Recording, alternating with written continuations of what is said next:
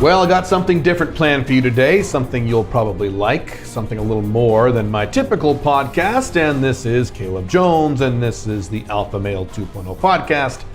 And today I'm actually going to give you the full audio of the 3+ hour AMA Ask Me Anything I did a little while ago, and I did this one live on Clubhouse/Telegram/Discord. Talk more about that in a second. But the original plan was for me to put the video version of this on YouTube. And with all the different apps we had set up and all the different things I was live with and all the different screens I had and the way I had to position the camera and the way I had to move around during the AMA, when I watched the raw video, I just wasn't happy with it. It just didn't look good, and the sound wasn't very good. And so, at least not for a video. The sound is perfectly fine. You'll hear it in a second. But I went, you know what? This would be really better as a podcast. Plus, I know last time I've done some AMAs that lasted 3-4 hours long, a lot of guys reported that they just kind of put it on the background and listened to it. So it just makes more sense this time around to give you a podcast version of this, an audio version of this, instead of a video version of me just, you watching the side of my face talking to a screen. I wasn't even talking at the camera. So that's what this is. This will go for quite a while. And to give you some context of what you're about to hear, the original plan was to do this live on Clubhouse via voice, and then live on Telegram via voice notes, where I would record the answer and it would go into the Telegram chat, and then on Discord where my guys would type the answer. So really quick, we discovered that people really prefer Discord over Telegram for this kind of thing. And we ended up just using the Discord voice chat, so I could just talk live and not have to worry about pressing buttons and have guys type answers. And unfortunately, this is one of the things about Dubai I don't like. Dubai's internet has a problem with live voice over IP. So it works fine with video. So YouTube, live streaming, Zoom, things like that work fine in Dubai. But things like Clubhouse, which is 100% voice-based, live, and if you do like an audio live Skype call, those things are very dicey in Dubai. It's the architecture, the internet they have here. They're going to fix it at some point apparently, but and it's intentional, of course. But well, Caleb, just use a VPN. We tried, man. I tried 4 or 5 different VPNs. I tried all kinds of different settings. It would work for a little bit, then not. So I'm still going to do Clubhouse, but I'm going to do Clubhouse when I'm not in Dubai until Dubai gets their act together about this voice stuff. So when I'm in the US, when I'm in South America, when I'm in Asia, that's when I'll do some live Clubhouse stuff in the future. I'll just avoid Clubhouse when I'm in Dubai until Dubai fixes it. Not a big deal. So in the end, what we ended up doing, and you'll hear some of this, we cut out a lot of the technical part of this stuff out of the podcast. But what you'll hear is, in the end, what I just decided to do is not really use Clubhouse, and then everyone on Telegram migrated over to Discord. So this entire thing just about was just on Discord. It was on Discord's voice chat feature. So that's, every once in a while you'll hear noises in the background. I say, hey, someone's got to mute themselves, that kind of thing. That was fun. So this AMA was live, unlike the last AMAs I've done where guys would message questions in or email questions in, and I would just kind of do them in the camera. This was live. These were live questions the guys were asking me. And I read the question, so you can hear the question. And I had a lot of fun. And maybe we'll do this again. So that's it. Here it is. The very long live AMA I did a few weeks ago. Yours to enjoy. Here it is. Why do birds suddenly appear every time I am near? So this is an AMA I'm doing live, not live for you. This is a recording, but live on Clubhouse, Discord, and Telegram. Yeah. Problem is, one of the negatives of Dubai is that they don't like a lot of VoIP traffic on their damn internet, so I'm not able to get Clubhouse working. So instead, I'm going to have my guys type answers in Discord, and then I'll do voice answers to the Telegram folks. And sometimes I'll look at the camera, sometimes I'll look over here. I don't know what I'll do. We'll find out. Also, the way the camera's set up, I might go in and out of focus because of the way I'll be moving around and shit. So that's the way it goes. This is rough cut video. All right, hang on a sec. Let's see here. I can't do the voice thing over at Discord because there's no way to mute everybody. So if we have like 80 guys or 20 guys in there, they can all talk at the same time, so that won't work. Clubhouse is broken for me. It will not work in Dubai, and even if you use a VPN, it doesn't work. It sucks. So Max, are you cool with me starting to answer questions? Because what I'll do is I'll read the questions both from Telegram and here, Discord and here, and then you can type the answers over in Discord. Are you and Josh cool ready to start that? Can you guys hear me? Can you guys hear me on Discord? Let me know. Yeah, we can.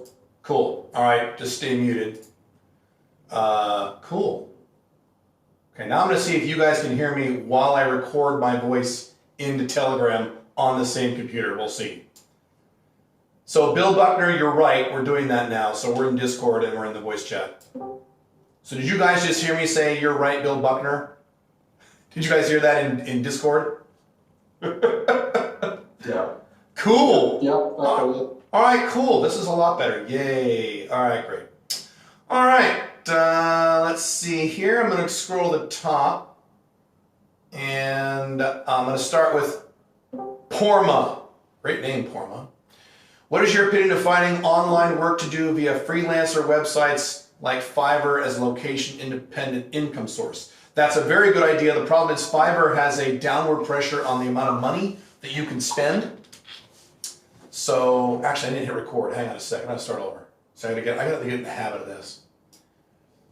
Okay, so Porma asks, what is your opinion of doing or finding online work via freelancer websites like Fiverr as a location-independent source of income?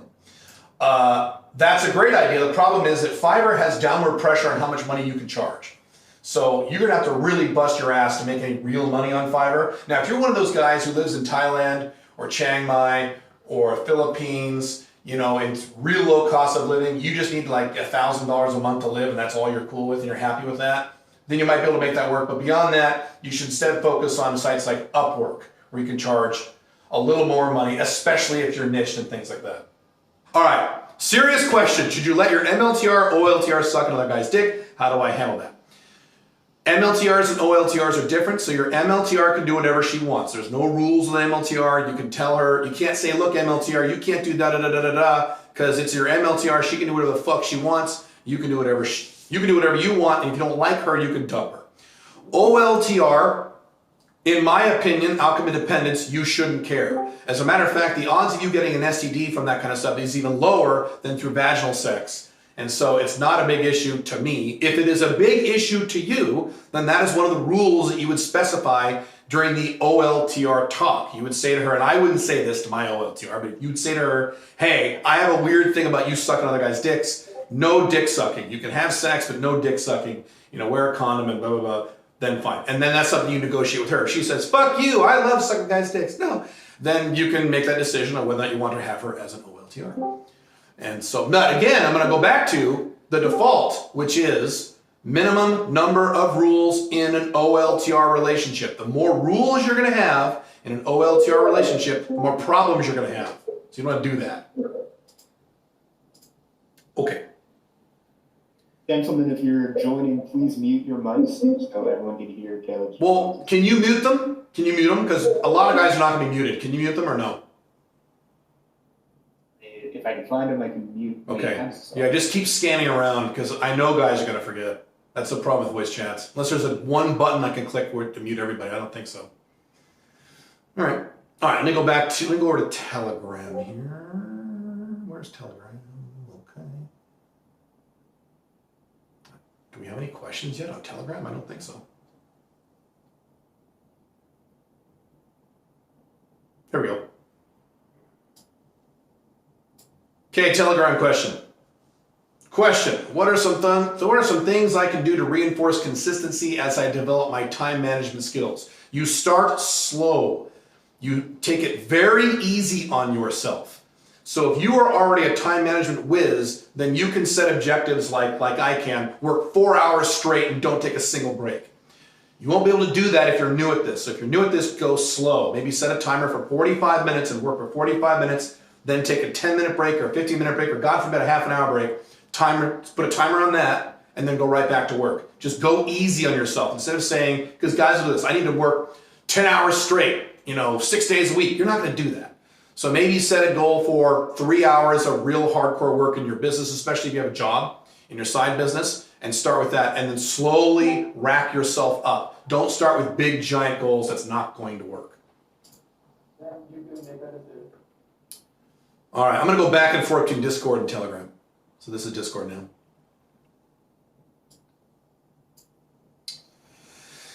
Caleb Jones, that's me. What is your advice for real estate in this inflationary, housing shortage market? Is there a bubble? Yes, there is a bubble. Will there be a crash like 2008?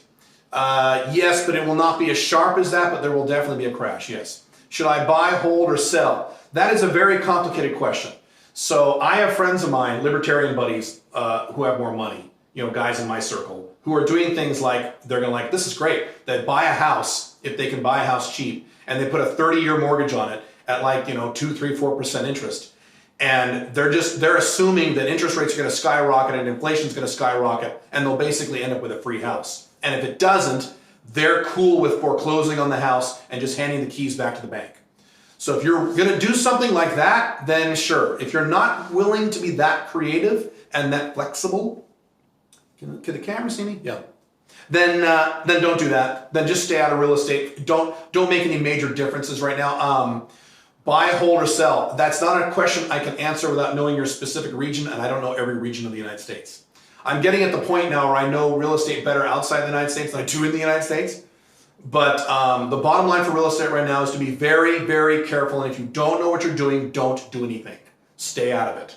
That's the bottom line for all this COVID stuff. He also asks, what are some do's and don'ts in the current market? Basically what I said. You need to be extremely careful. If you don't really understand real estate and really know the market in your area, you should just leave it alone. Okay, let's see. Going back to Telegram. No one is asking me questions on Telegram. Maybe we'll end up just having a full Discord thing. All right, cool. Let's go back to Discord.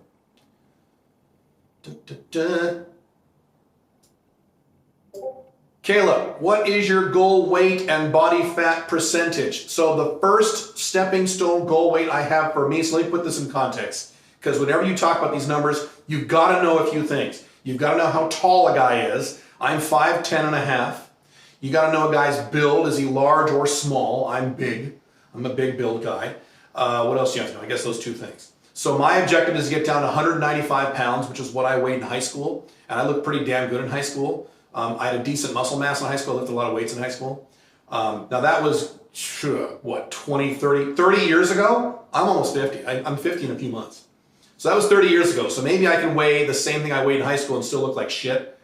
It depends on how I look with my shirt off at 195. My body fat percentage, I want to get down to 14%.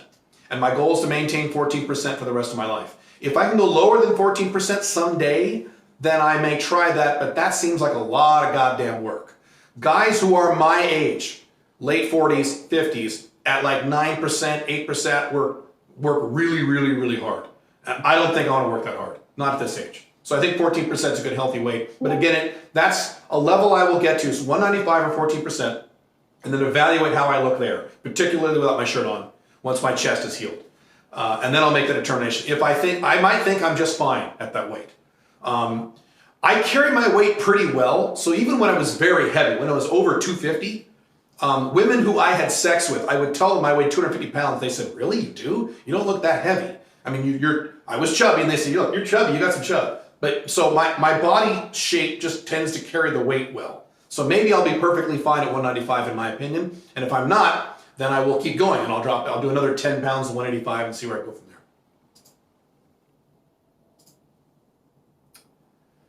Let's see. I think everyone is migrating over to Discord. Someone said Discord is better. Someone's going to Discord. Just fine. Let me check here. Am I still in the clubhouse room? That's there. All right, cool. All right, let's see. Hang on.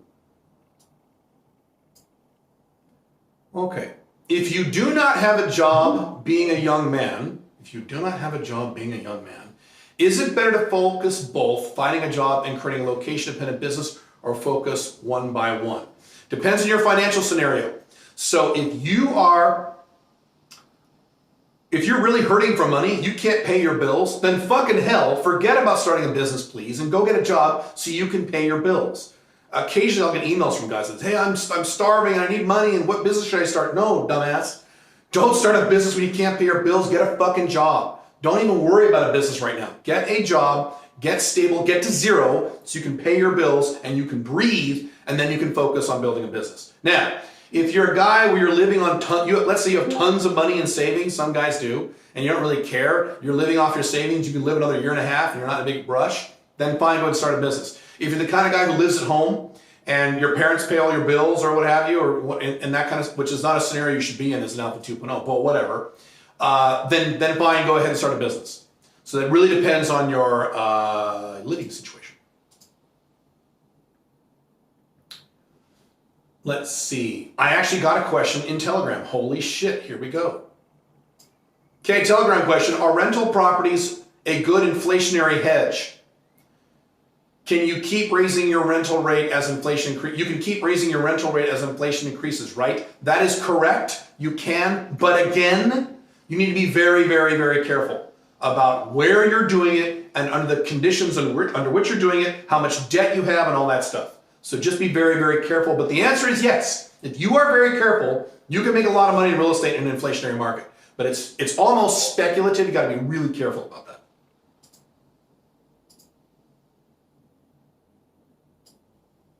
You know what, let me add something to that. So I'm not doing any of that stuff. I love real estate, but I'm not actually going to mess around with using real estate as a speculative mechanism or vehicle in an inflationary market. I'm looking at international real estate that is more long-term stable. I guess probably because I'm an old man, and maybe if I was a young guy, I'd probably do more speculative stuff, but I'm not. All right, let's see.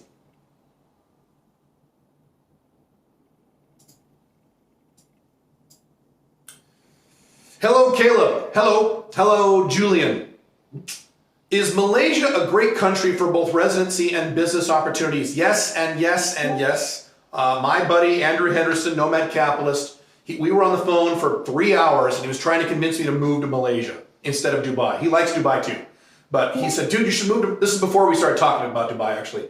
But when I was first talking about Argentina and New Zealand, he was like, oh, those are terrible. Go to Malaysia, and it's because he lives in Malaysia. And I said, hot and humid. He goes, yeah, it's hot. So I said, no, not so. I'm not doing that humidity and heat. Fuck that. Not year round. It's right on the equator. So other than that though, yes, Malaysia is fantastic. It is one of the best places in the world to move to, both for residency, yes, and for business opportunities. So the answer is yes, yes to both your questions. And again, no country is perfect. So every time I say blank country is great, some guy says, I went there once and I hated it. Or I lived there once for 6 years and I hated it. Yes, you can find negatives with every country. Correct. Yes. Let's see. Are we still farting around over here on Telegram? Everyone's just asking questions about Discord and Telegram. All right, let's move on. Okay, hang on. Hey, Caleb. How would you go about setting up your social media profiles if you have two Alpha 2.0 businesses that are based on your persona? Oh, interesting. Like a consultant, yet drastically different from each other. How do you maintain credibility with each business? So if they're both based on your persona, I don't have any easy answers for you. I've never run into anyone with that problem. I have had several companies, I am now. So let me give you my scenario really quick. It's similar to this, but not exactly. I have to completely modify, and I'm in the process of doing that probably later this month or the next. I have to rejigger my entire LinkedIn page for one of my other two companies because I'm shutting down my consulting business slowly. And that's a company in the healthcare industry. So I'm gonna have to completely redo my LinkedIn page to healthcare. And so it's gonna look strange to guys who are into Alpha 2.0 going, what the hell, why is Caleb talking about this stuff? But I have to do it. But that's the only page where I'm gonna silo off that healthcare stuff. All my other social media stuff will be Alpha 2.0 stuff.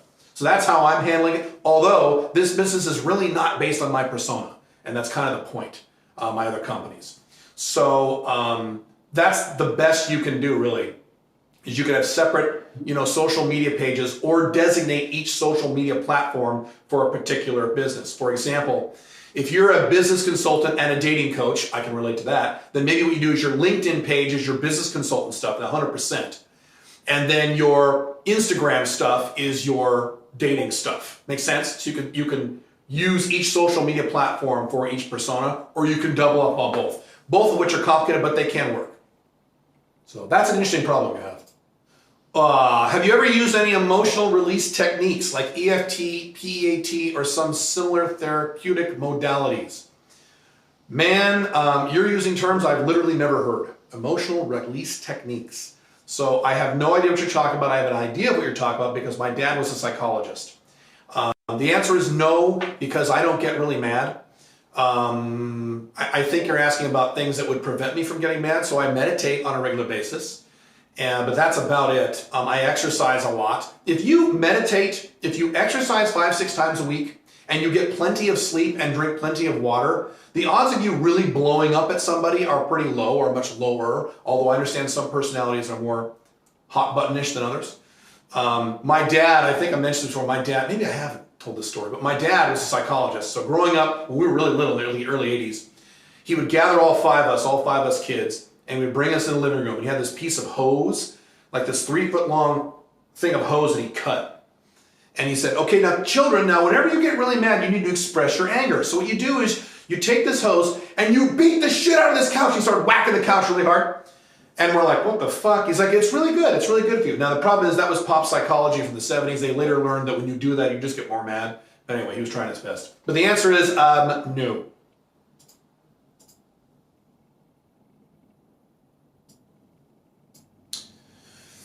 Hi, Kilo Jones. I have an issue with taking imperfect action. I am building my Alpha 2.0 business, but when it comes to do something I know I am not good at, like creating content, I tend to freeze or start avoiding work or spend a lot of time on the intermediate steps and never deliver anything.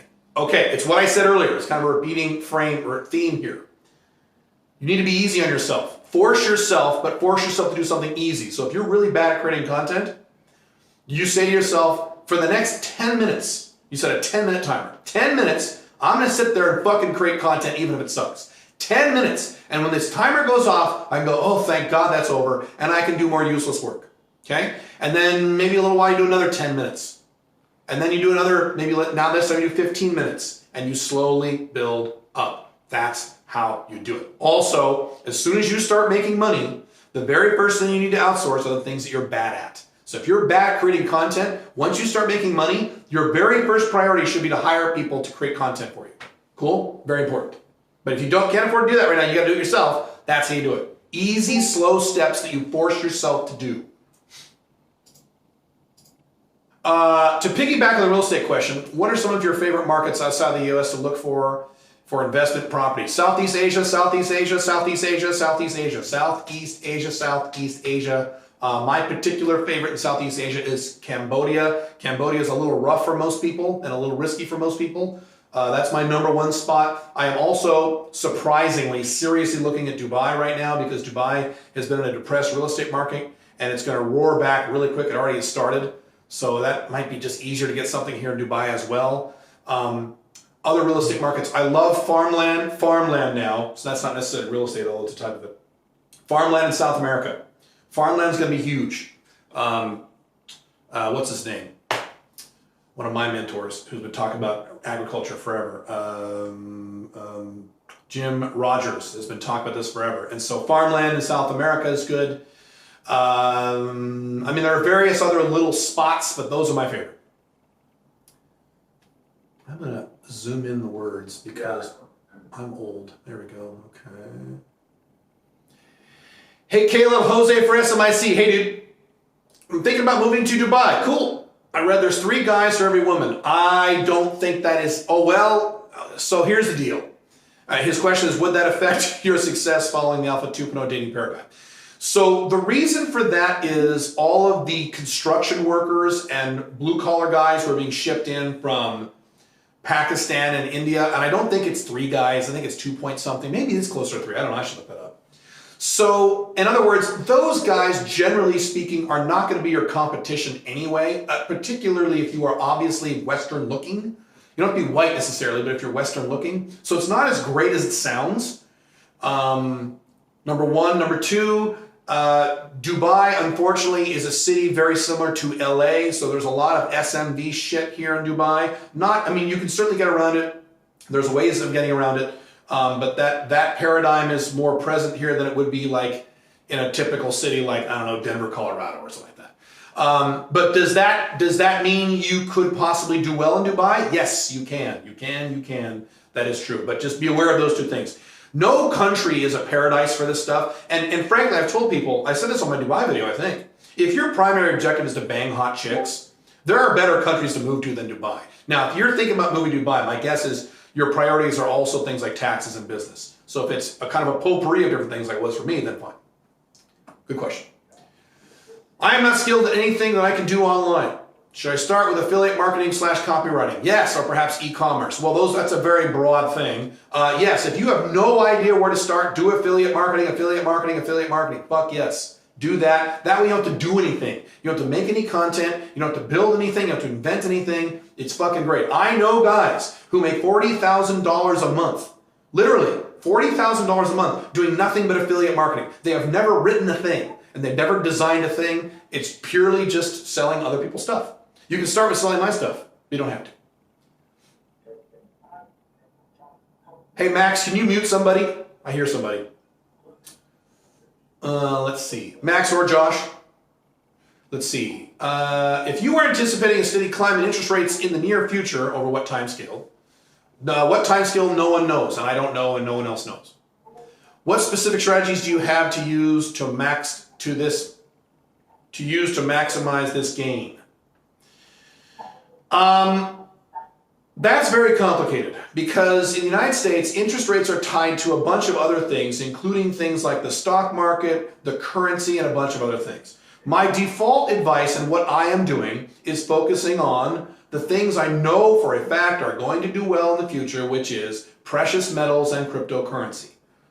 If you focus on those, you're not going to do too badly. Hang on a second. I'm going to see if I can mute whoever's talking. How do I mute people? Let's see. I don't see anybody unmuted. Yeah, I Are you see. still hearing that?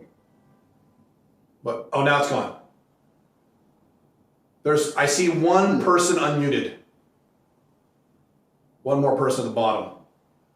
Tom T. Oh, and I see Richard K. I see a few people. But right now, we're good. It says something. It does? Okay. Sure. Well, right now I'm good. I think whoever that was, they muted it. Okay, I'm going to continue. Let's see where we are. Continuing on this question. One is obviously got more fixed rate 10-year mortgages at current rates to benefit your... Yeah, that's exactly what I said earlier about my buddies who are buying like fixed rates mortgages of 30 years. But that's not consistent with your no debt philosophy, is it? So what I have talked about in terms of what I consider good debt is 50% equity. So in my world, if you were to do this, and the two guys who specifically talked about did not do this. Well, they kind of did this. One did this, but he has a lot of money. Would be you put 50% down on the house, you borrow the other 50% at a really low fixed rate 30-year, and then you're fine. So if you have 50% of your house in equity, if you own really and truly 50% of that house, you're very safe because a real estate collapse is not going to kill more than 50% of the value of the house. How will Pink Firefly afford the location-independent lifestyle? Does she have income or will you pay for her? So just about a year ago, and I've talked about this, you can have two different types of OLTR marriages. You can have a 1970s marriage where you have your own income. You'll have separate finances no matter what. But you have your own income where she has her own income and you don't support her and she has her own stuff. Or you can have a 1950s marriage where you support her within certain legal parameters to make sure that it doesn't violate stuff that may be screwed up in the divorce. So she just quit her last job last year. So at the moment, she doesn't have any income, I'm supporting her. And that's probably how it's going to be going forward. And it's fine with me because I make a lot of money and so I really don't care. So it wasn't a big deal. So at the moment, I'm her big daddy. I'm her big, sugar daddy. Yeah. Kayla, what is your opinion on investing in China? I think it's a fantastic idea as long as you're careful. Although the US and West are inevitably falling, many Chinese companies are known for inflating their numbers and falsifying data, so I'm hesitant to invest in them. Right. So a few things. You have, unfortunately, if you're going to invest in China, you really need to do your on-the-ground research. You need to go there as much as you can, and you need to actually, physically look at these companies and or get a potpourri of these companies. Investing in one individual company may or may not be smart unless you know the company well. So investing in China, unfortunately, takes a lot more research. A better play, probably, if you don't want to do that, is to invest in ETFs that have a lot of different Chinese holdings. That way you're following the Chinese economy as a whole instead of individual companies. For the record, I do not own any individual Chinese stocks right now. I have, but I don't right now. And that's why. I don't want to spend the time to research all that crap. Hi, Caleb. What is the book that you recommend for LinkedIn? LinkedIn Success or LinkedIn Something by Wayne. You just Google him or Amazon him. Wayne Breitbarth. Not Breitbart, but Breitbarth, ending with a TH. Hi, Caleb. You mentioned a recent post about hedging against inflation by buying gold, cryptos, and getting into real estate. Yes. If I am keen to get into real estate but haven't got the funds to buy a property, are there second choice options that will give me some of the benefits? Cheers. Yes, just stick with gold, silver, crypto. Yes, you don't need real estate. Yeah. There are a lot of guys who are now multimillionaires who are just normal guys because of crypto, because they took my advice back in 2017 and bought a bunch. And I've done very, very, very, very, very well with crypto. And I've done pretty well with my gold and silver. And I'm going to do much better as time goes on with my gold and silver. Everything I was invested in last year, I'm invested in about 17 different things. Everything I was invested in last year, minus one thing, did really well. I did really well this year. And that's exclusive of any real estate. Is Andrew Henderson still staying in Serbia frequently? He doesn't stay there frequently, but he has stuff there, yeah. Do you have any opinion on the Serbian situation? I have not been paying attention to Serbia. I've been paying more attention to Armenia because I have a flag there. I don't really intend doing any. I'm not going to do anything in Serbia, so I really haven't been paying attention to that. Does it matter what type of non-numismatic coin, gold, Australian kangaroo, Canadian maple leaf, Chinese panda, etc., you purchase to hedge against inflation? No, it doesn't really. Excuse me, I need water. Hang on. The answer is no. Doesn't really matter. Please make a YouTube video about purchasing gold. I will, because a lot of guys have asked about that, and so I definitely will do that. That is on the list. No, as a matter of fact, I have things like Olympic gold coins from 1984. I got all kinds of weird non-numismatic coins. As long as you know they're official, legit from the US government or Canadian government or what have you, that's fine. No, it really doesn't matter. What matters in terms of those coins is the spot markup price on those coins. So for example, South African Cougarans are a lot cheaper to buy than American gold eagles because the Cougarans have a negative perception because it's South Africa and apartheid and shit, but they're a lot cheaper, but it's still the same gold. So get those. But other than that, no, it doesn't matter. Max, I am hearing a staticky sound from someone who is not muted. Let's see. What do you think of Stoicism versus Outcome Independence? They're very close. Where do you think there's an overlap, and where do you think they're different? You know, I had an answer to that question a year or two ago, and I've forgotten that. I've forgotten where they were different. I have not done a lot of reading on Stoicism. I just know it's extremely compatible and similar to Outcome Independence. There is one difference, but it's not significant. God damn it, I don't remember it. If I remember it later, I'll say it. Let me think a minute. No, I don't remember it. There is a significant difference. It's not significant though. There is a difference. Other than that, it's pretty similar. I mean, Stoicism has a different model in terms of choosing what you care about, correct? And so outcome independence means you are outcome independent on all the details. The only thing you're not outcome independent about is the big macro picture, your mission and your big long-term goals. I'm not outcome independent about those, but all the details that get to that point, I don't mind. So if you have an outcome dependent goal of, I want to make $1 million, you don't care how much money you're going to make technically tomorrow. You don't really care because you'll eventually get to the million. How long do you foresee inflation running in the US? There's no way for me to answer that question because I cannot predict the future. I really don't know. For the foreseeable future, but I don't know what that means.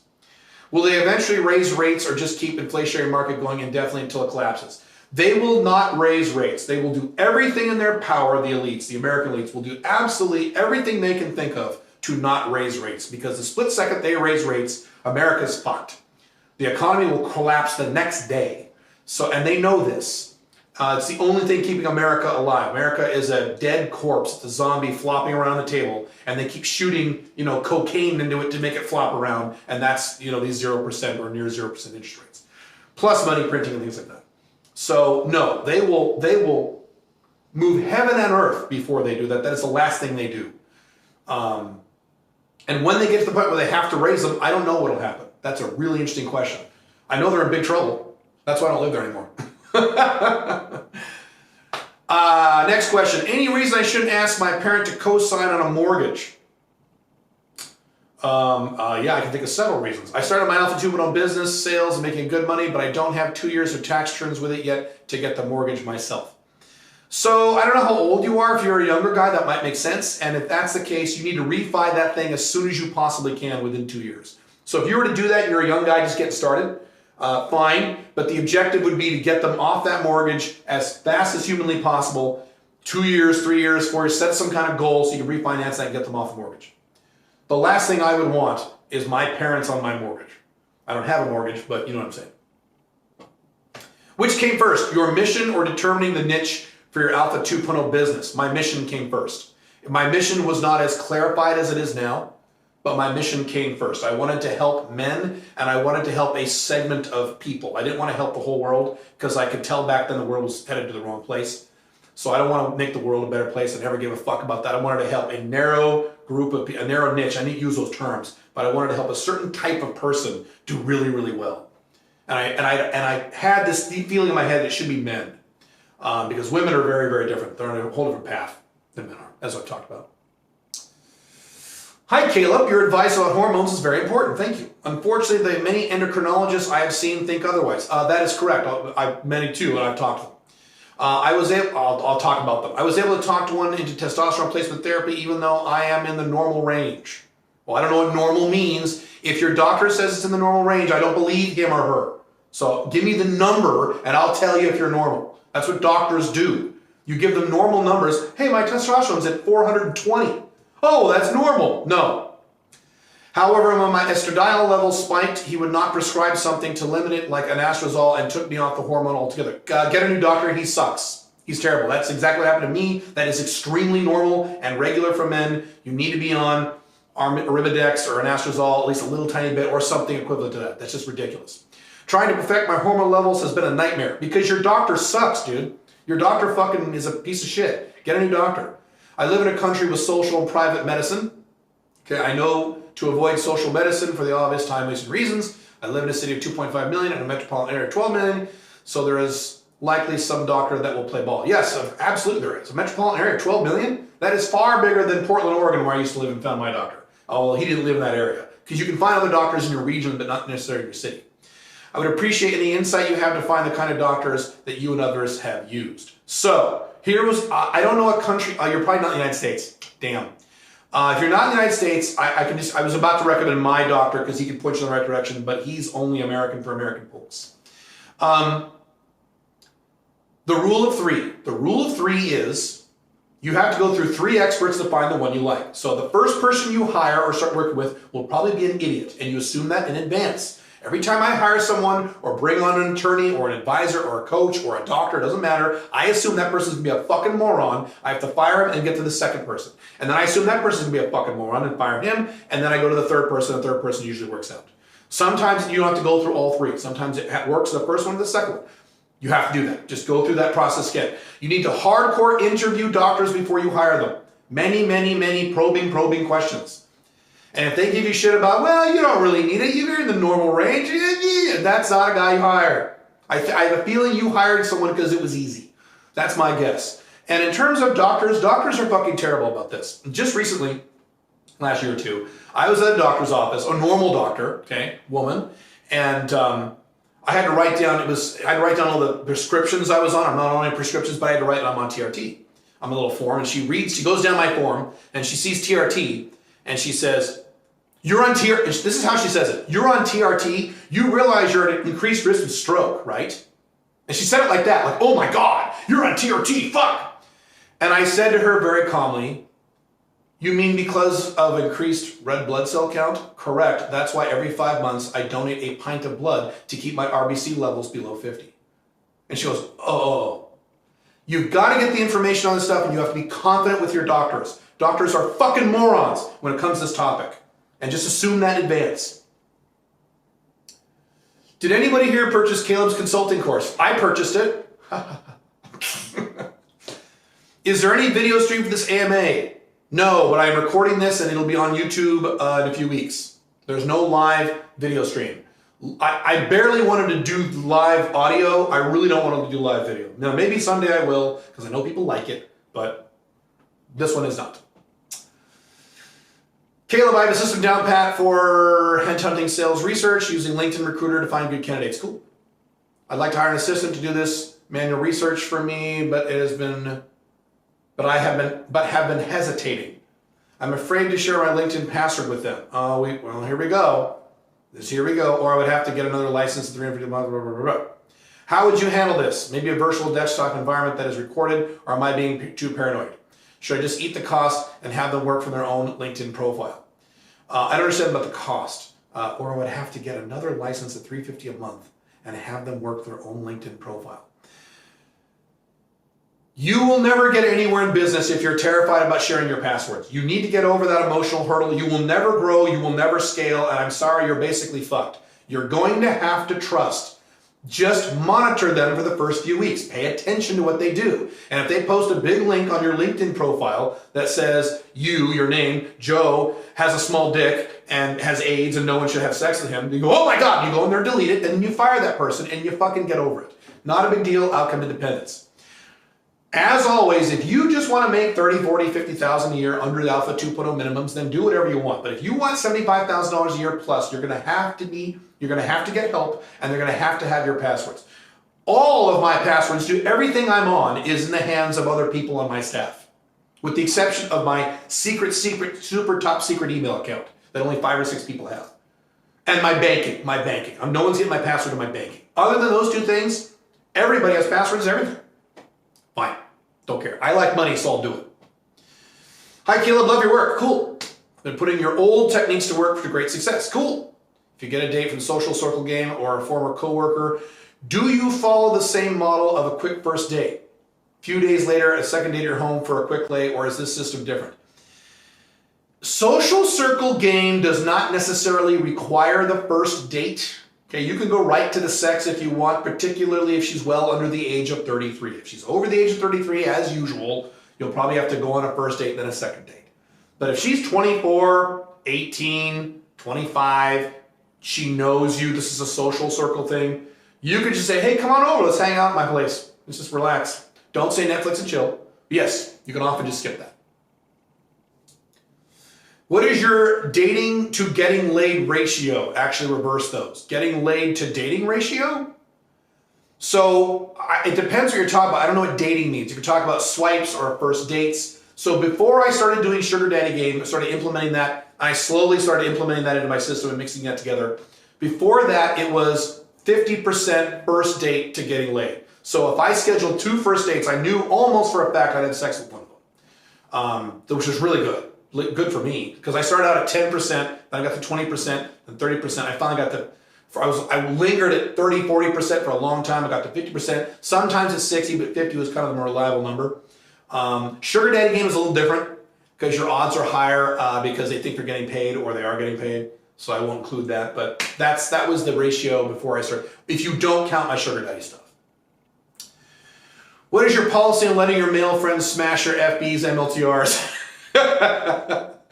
I'm not a social guy. I don't have a lot of buddies who I like hang out with. I have friends, but they're in different countries and stuff. FBs, go ahead. FBs, do whatever you want. Go ahead. Now wait. If you're paranoid, then say no. Okay. If you're nervous and paranoid, don't want any problems, then say no. I think you're asking me if it's okay to let them do this if you want. FB, sure. Fucking hell. Who cares who your FBs fuck? Make sure your buddies wear condoms. Fuck. MLTRs, I would not recommend it. I think that gets very complicated, and I think the possibility for drama is too high. Unless it's like a male, female threesome, that might be okay. Outside of that, I wouldn't do it with the MLTRs. I think that's risky. Unless you have a very high level of relationship management skill. How would you set up 2-girlfriend relationship? I would not. Where there are 3, you basically go out to dinner together, sleep together, have sex together, etc. Basically 2 OLTRs. I would never do that. That is not sustainable in the Western world. You're asking for a lot of problems. Adam Lyons tried that. He married 2 women at the same time. He very quickly got divorced. That's just not worth the management, and the odds of it actually working out long term are very low. Now, here's what you can do, and this is what I have done. I can't give you details on this, but I have done this. You can do a thing where you go out to dinner together, sleep together, go out to dinner together, have sex together, do things together, but one is your OLTR and one's your FB. Or, if you're very careful, maybe a high-end MLTR and a low-end MLTR or high-end FB. Maybe that's a little more dangerous. But you can certainly do that with OLTR and an FB. That's perfectly fine. Don't allow that stuff. That's fine. But 2 OLTRs is not a model I teach because it doesn't work in the Western world long-term. The only scenarios, by the way, where that can work, where I've seen it kind of work in quotation marks, and even though there's a lot of drama, are very high-end alpha males. Guys are worth millions and millions and millions of dollars, and they live in a very different world than you and I do. And even then, they have problems and they have drama. I wouldn't do it. If I was a billionaire, I wouldn't do it. Checking the camera. All right.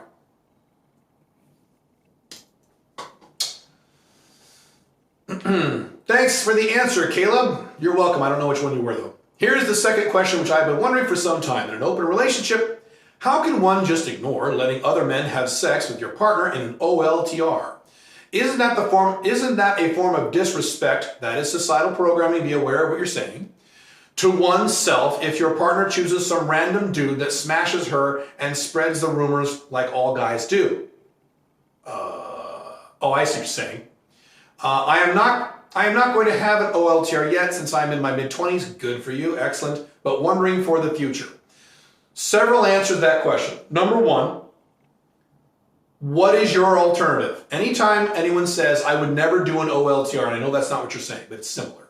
I would never do an OLTR because then you can fuck with the guys. What exactly is your long-term alternative when you're well past age 35? Your 30s, your 40s, your 50s, your 60s, your 70s. Please give me your well-thought-out, specific plan for exactly what you're going to do. And never once of me asking that question with hundreds of people on the internet have I gotten a single answer from someone who disagreed with me. They don't have any answers. So what else is your option? Are you going to get monogamous and you're going to go through a divorce and go through breakups the rest of your life? Are you going to do serial monogamy and have girlfriend breakup, wife divorce, girlfriend breakup for the rest of your life? Does that sound fun? Are you just going to bang hookers for the rest of your life? Does that sound fun? What is your specific plan? So when you realize there's no other options, unless you're one of these guys who just wants to bang hookers the rest of your life, in Thailand, then fine. But most of us are not in that category. Then you are forced to figure out how to make this non-monogamy stuff work. And the second part of that is women over the age of 33, generally speaking, are not going to want to fuck other people.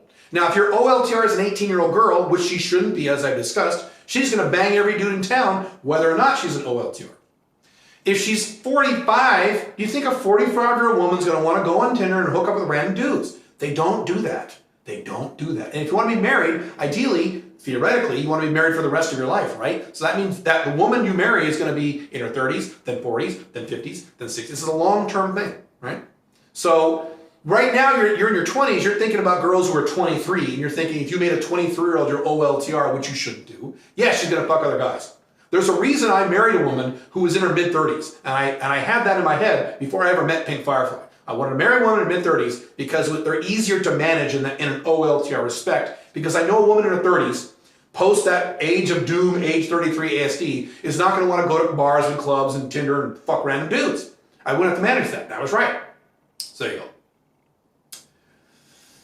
go. In your article entitled Trump Wins and Nothing Significant Will Change, you stated the following quote, "The demographics have changed permanently for the worse and will continue to worsen. Out of curiosity, who will become the majority in terms of demographics in the United States after it collapses? I can't answer that question because I don't know when it will collapse.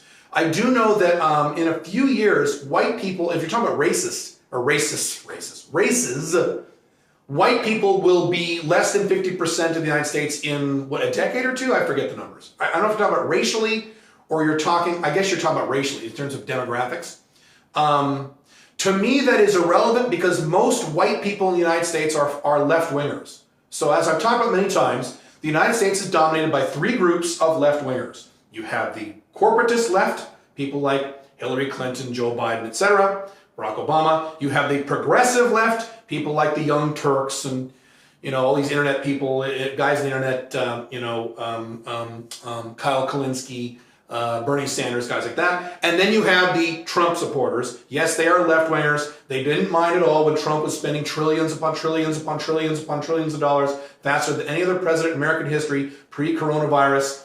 They don't care about how much money he spends. They think things like the welfare state's a perfectly fine idea and free government healthcare is a fine idea. A lot of Trump supporters think UBIs are good. So anyway, you got three groups of left-wingers. So to me, it doesn't really matter racially and demographically. It more matters about how people think. And the vast majority of white people in the United States are left-wingers or quasi-socialists to some degree. Let's see, how much of a risk is regulation, specifically in the US, to crypto? It is a moderate risk later. So it's a moderate risk. A horrible risk? No. A nothing risk? No. It's a moderate risk that you should pay attention to. If crypto is one of your primary sources of income or primary investments, it's something you need to pay close attention to going forward over the next, 4 to 10 years. Yes. I'm renouncing my citizenship, so I don't give a fuck. I could care. I'm not renouncing it tomorrow. It's going to take a little time. I don't give a shit. But if you're an American and you're an American citizen, yes, it's something you need to pay attention to. Question. Actually, let me have a drink first. Hang on a second. Check the camera. We're good.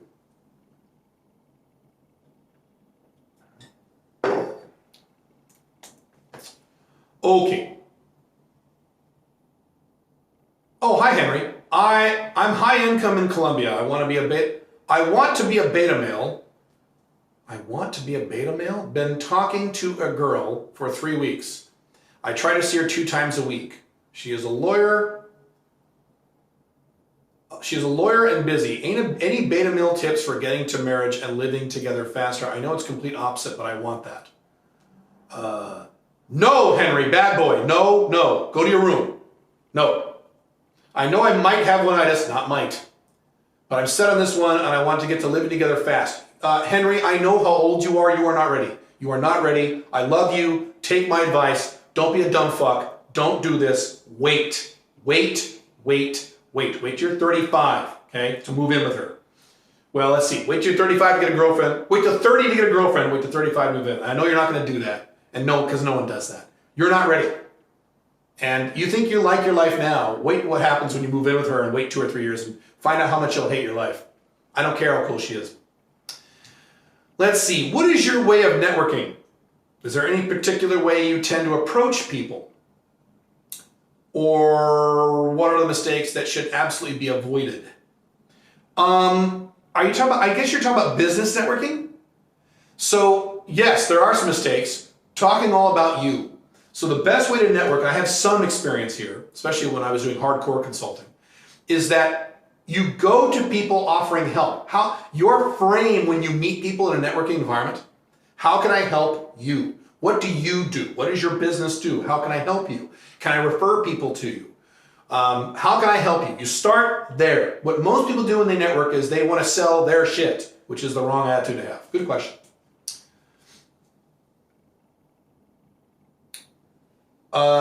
Henry again. Also, she is working, but I make more than enough for both of us when I can tell her, baby, just be with me and I'll cover everything. Now, you can do that. I've done that with Pink Firefly, but it was a very slow 6-7 year process. I had to, carefully get her into the system so I understood exactly who I was dealing with.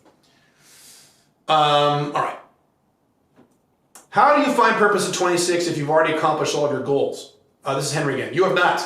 You have not accomplished all your goals. You're saying you've accomplished your financial goals, right? Just want to settle down and be married. Okay, if you keep repeating yourself, I'm just going to move on to your questions, bro. But obviously you can't rush a girl's feelings. Any tips on speeding up that process? You're just asking the same question over again. All right. I see that cleared up some thoughts regarding OLTRs. Thanks a lot. Cool. I understand it is the best way long term since all the other.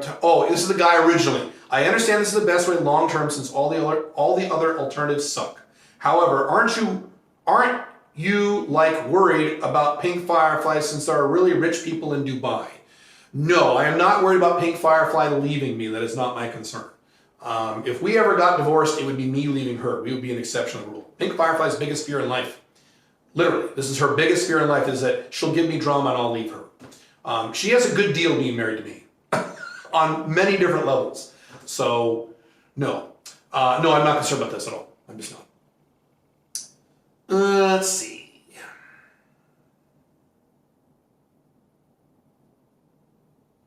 Now, really quick, does that mean that 35 years from now she could change her mind? Sure. That's fine. She could leave me and get nothing. That's cool. Let's see. The questions are moving all over the place. God damn. Do you suspect or experience any correlation between ejaculating during sex so frequently and your focus or drive in everyday life? No. I know motivated guys who don't have any sex, and I know guys like me who are super motivated and have a lot of sex. I think it's mostly a personality thing. My general answer is no. We could get into a very detailed conversation about testosterone levels and no-fap and semen retention, all this stupid fad crap that no one's going to care about in 5 years. First it was the fucking carnivore diet, now it's semen retention. Next year it'll be some other stupid thing. So I'm sure we could have a technical discussion about this. But speaking in general, no, because I know guys, what I just said, I know guys who are very motivated, work very hard, hit it hard, and don't really get laid a lot. Robert Kiyosaki, you guys know who that is, the rich dad guy. He's been separated from his wife for 4 years. He has not had sex with anyone in 4 years.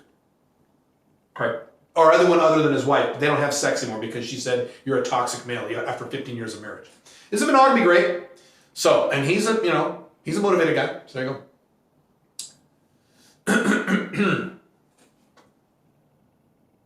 Other people answering other people's questions in here. I love it.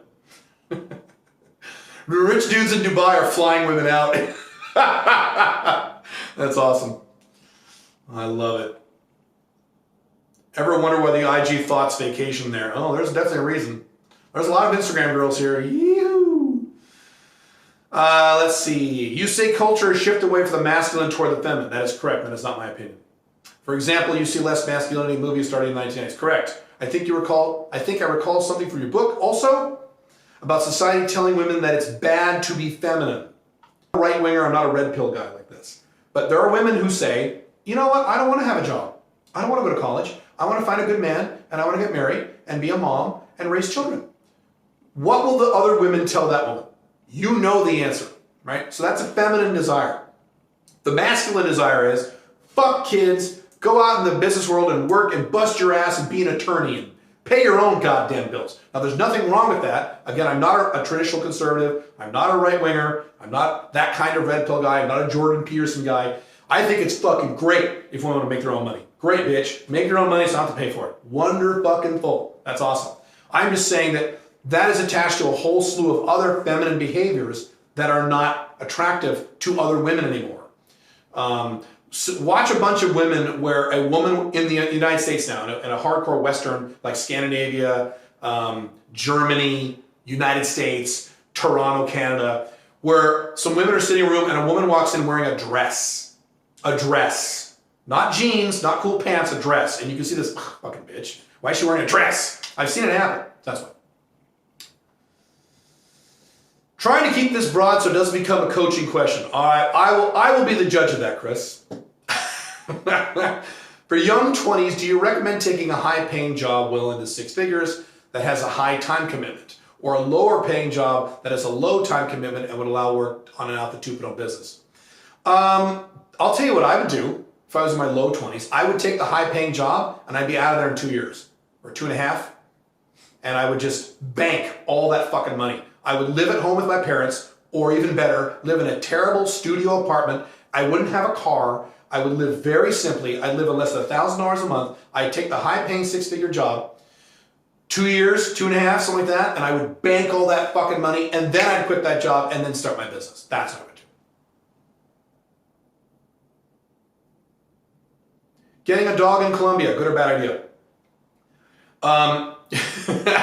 So this is going to be a complicated answer, so I want to make sure you guys understand me on this. I've been asked this question before. What about having a dog or having a cat or having a pet? I love dogs. I love cats. I've owned a dog. I've owned a cat. I had a cat for 14 years. I had a dog for 6 or 7 years. I love animals. Pets are fucking awesome. Dogs are great. Cats are great. Love them to death. I would love to have a dog. I would love to have a cat. They are completely incompatible with the Alpha Male 2.0 lifestyle. Number one. Number two, especially if you have an international lifestyle, Alpha 2.0 international lifestyle like I did. But some of you guys don't have that. That's okay.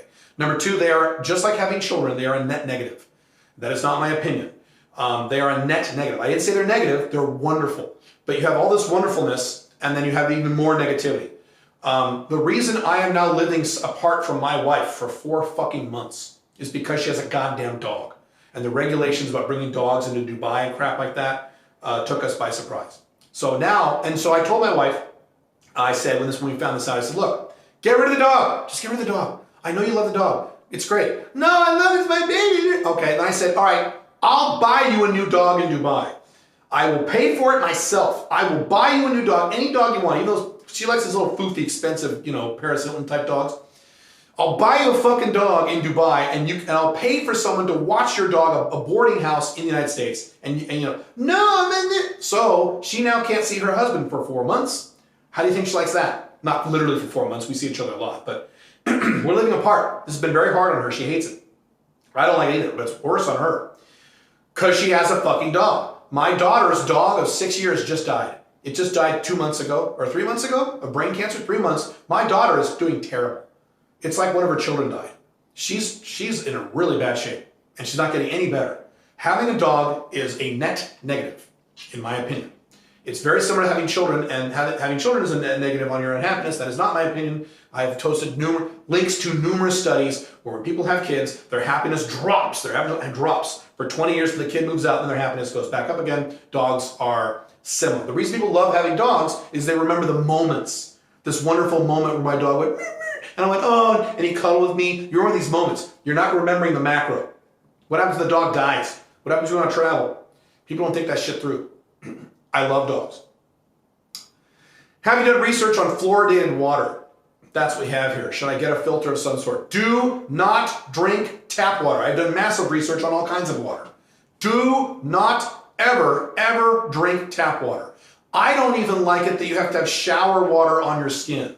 So in a perfect world, when I get my dream apartment next year, my dream house, I'm going to have a filter. Not only am I filtering the water. So first of all, I have my water delivered. I do not drink tap water. I haven't drank tap water since I was 20.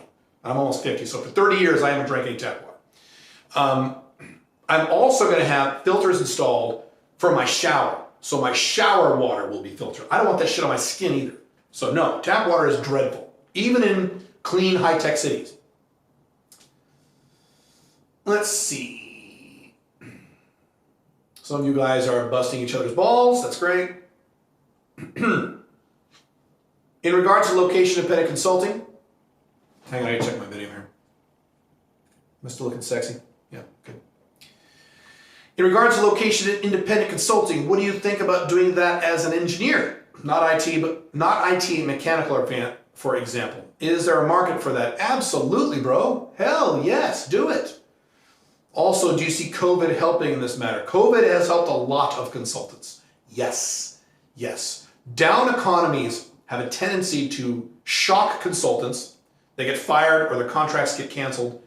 But then when the economy lingers on, the bad economy or the scary or unsure economy lingers on, people go back to consultants because they'd rather hire consultants than hire employees. When times are uncertain, people don't like hiring employees, but they need help, so they hire consultants. So the answer is yes and yes. Great idea, do it. If you're 35 plus and have accomplished Alpha 2.0 goals, what would be the process to have children? Okay, now this is a good question. Are women that accept non-monogamy less likely to have children? No. Women want to have kids. Women, in my opinion, I have some data on this, but I'm convinced I'm right about this because I've been right so many times. Women are almost biologically wired to want 2 kids. And women who don't want 2 kids eventually, not when they're 18, eventually are the exception to the rule. So no, it has nothing to do with it. I have seen no correlation between women who are monogamous, non-monogamous, wanting kids or not wanting kids. None. Would it be easier to temporarily go monogamous for a few years? What do you think my fucking answer is on that? What do you think my answer is on that, Stuart? You know my fucking answer. Don't even ask me those questions. I will kill you. I will kill you. What would be the process to have children? Step 1 is you need an OLTR. That means you need an MLTR who is perfect for at least near perfect, I should say, for at least 6 months. A year is better. Pink Firefly was 1.5 years before he even started moving in that direction. HBM was 3.5 years before he started moving in that direction. So a long time. Then you have the OLTR talk, which is different than the talk. I already gave you the talk. The OLTR talk, which is very difficult. She needs to survive that talk and be cool with that. Then you are OLTR for a while, at least 1 year or 2, and then you move in together. Pink Firefly had to date me as an OLTR for, I believe, 2.5 years before I let her move in with me. And then when you have your OLTR talk, that's when you discuss your children. How many kids do you want? How many kids do I want? When do we want to have them? Who's going to raise them? Where are they going to go to school? All that stuff should be in the OLTR talk before she becomes your OLTR. What most people do is they fall in love, get married, move in, and then talk about kids. Fucking stupid. I hear somebody drinking water. So someone please mute. Max or Josh, if you could mute, that'd be great. Mute somebody. How does a sales job help with creating business online? It's a good question. I feel like I've wasted time, except for hoarding cash for 2 years, on being an enterprise salesperson and also a developer, and I didn't learn anything I couldn't have learned already from you and other online sources. Could have probably started a form of online business. So I disagree with you. Your copywriting skills are going to be really, really good. If you have 2 years of real sales experience, your copywriting is going to be really, really, really good. Number 1. Number 2, you should look at, if you have sales experience, doing sales for a very high margin product or offering. A high ticket item, like a high ticket coaching program or a high ticket online course, it's like $10,000 plus, which does require some phone sales. You should look strongly at that. I would. I don't think you wasted your time at all. Also, something else. If you have 2 years of real sales experience, you have more confidence probably in your business life than most guys on this call. So you did not waste your time, I promise you. I'm super impressed. I'm glad you did that. Tap water in Colombia, okay, everyone drinks from tap in Colombia. Yeah, because they're stupid. I have extensive experience with people in South America. They do all kinds of dumb things. Don't copy stupid people. Is it Alpha 2.0 requirement to get another citizenship? No, it is not an Alpha Male 2.0 requirement at all. That is a 5 Flags thing, and 5 Flags is optional. 5 Flags is Alpha Male 2.0 on steroids. I think it's a smart idea, especially if you have assets and you plan on making a decent amount of money, but it is required? Absolutely not. No. Is it likely that collapsing Western countries will enforce stupid laws regarding travel or taxes and limit your freedom? Not likely. It is overwhelmingly likely, which is one of the reasons, in my opinion, you should get a second passport if an international lifestyle or moving out of your country is important to you. So yes. Especially the United States and Europe and Australia. Canada, not so bad. But yeah. So the answer is yes. You can guarantee several things in the West. Regulation will go up, laws will increase, restrictions will increase, taxes will increase. You can guarantee those 4 things. Guaranteed. I live in a country where those things are going down. So I live in a country called the UAE where the laws are being reduced every year. Every year they remove some laws. They're on the right direction. Let's see. Do you business network locally when you are in a 5 Flags location like Dubai? If so, how? I have not done that yet, and I don't plan on doing that in any hardcore way. The only business networking I've done here in Dubai are people who have found me.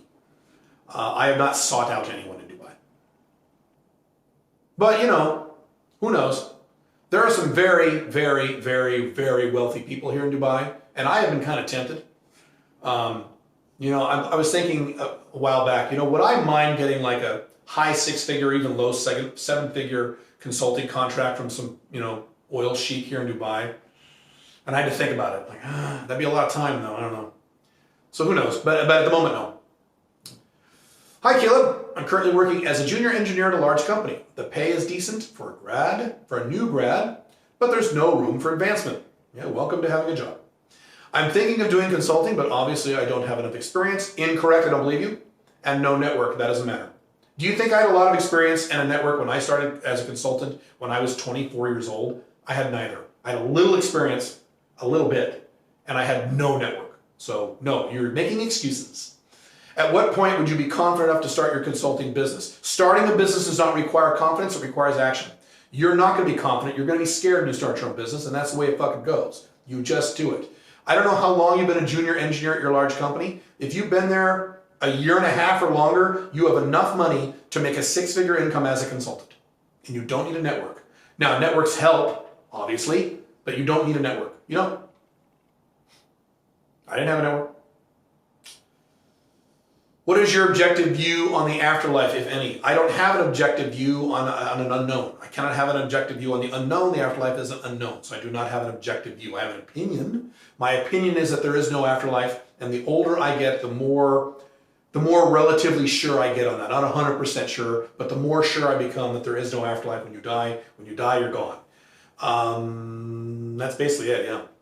I'm not an atheist, though. I'm not an atheist. There's a lot of things I believe in. But I don't believe in an afterlife, no. It just doesn't make any sense to me. But that's not an objective view, and I could be wrong. That's the difference between me and a hardcore Christian and a hardcore atheist. So a hardcore Christian says, this is true, I know it for a fact. If you're wrong, you're an asshole. And you're a jerk and you need to grow up and give your life to Jesus. A hardcore atheist says the exact same thing. There is no God, I know it for sure. You believe in God, you're a moron. So I don't say that because those are both irrational viewpoints. I say, most likely, I believe this to be true, but I could be completely wrong. I don't know. What price points do you typically recommend charging as a monthly consulting fee retainer for SMB versus enterprise clients? Not relevant. You need to do what I call what Alan Weiss calls value-based pricing. And so if it's monthly consulting fee or retainer, it is based on the value that they get from your monthly retainer. It is not based on the size of the company necessarily, although that is a factor. So that is not a question I can answer. It depends on other factors. You need to determine how much money they're going to make or save from your services, and you bill based on that number, even if it's a monthly figure. Should you avoid tap water if you also avoid fluoridated toothpaste? Couldn't answer that question. I don't have enough information. You should talk to a dentist, although he would be biased, wouldn't he? I don't have the answer to that question. I don't know. Outside the scope of Alpha 2.0, what is a piece of advice you would give to your fellow men? Can be about anything. That's a very broad question. I don't know. I was out of focus for a minute.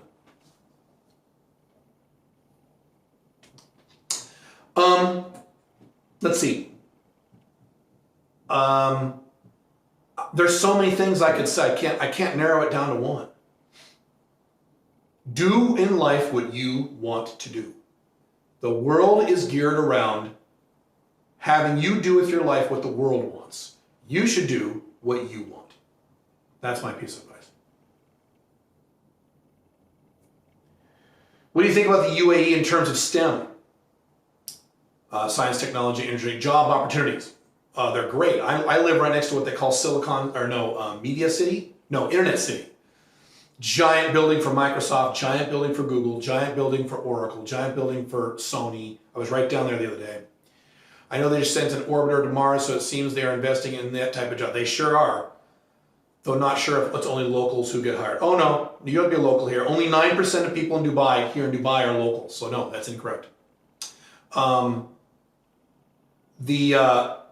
the guy who runs the show in this country, the monarch. They don't call him a monarch, but that's what he is. His objective is 1 million Arab coders. Now those are Arab coders, those are local people, but that's only 9%. So, no. Yes, but job opportunities are decent here, yes.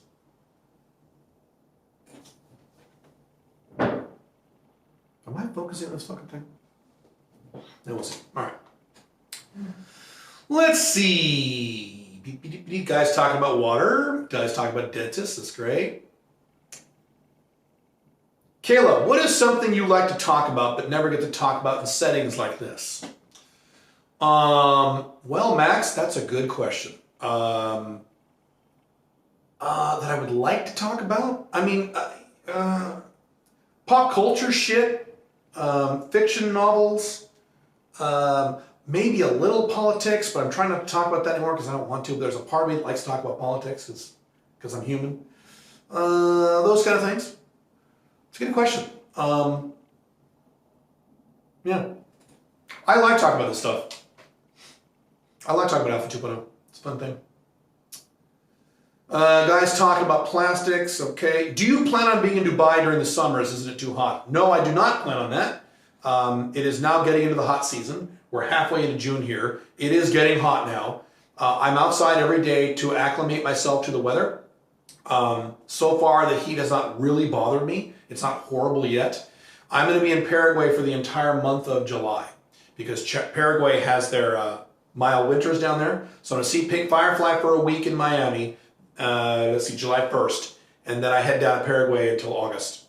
So, and then I'll be back here in August and it'll start cooling off in September. So my objective living in Dubai is to be gone for most of the summer, including this year.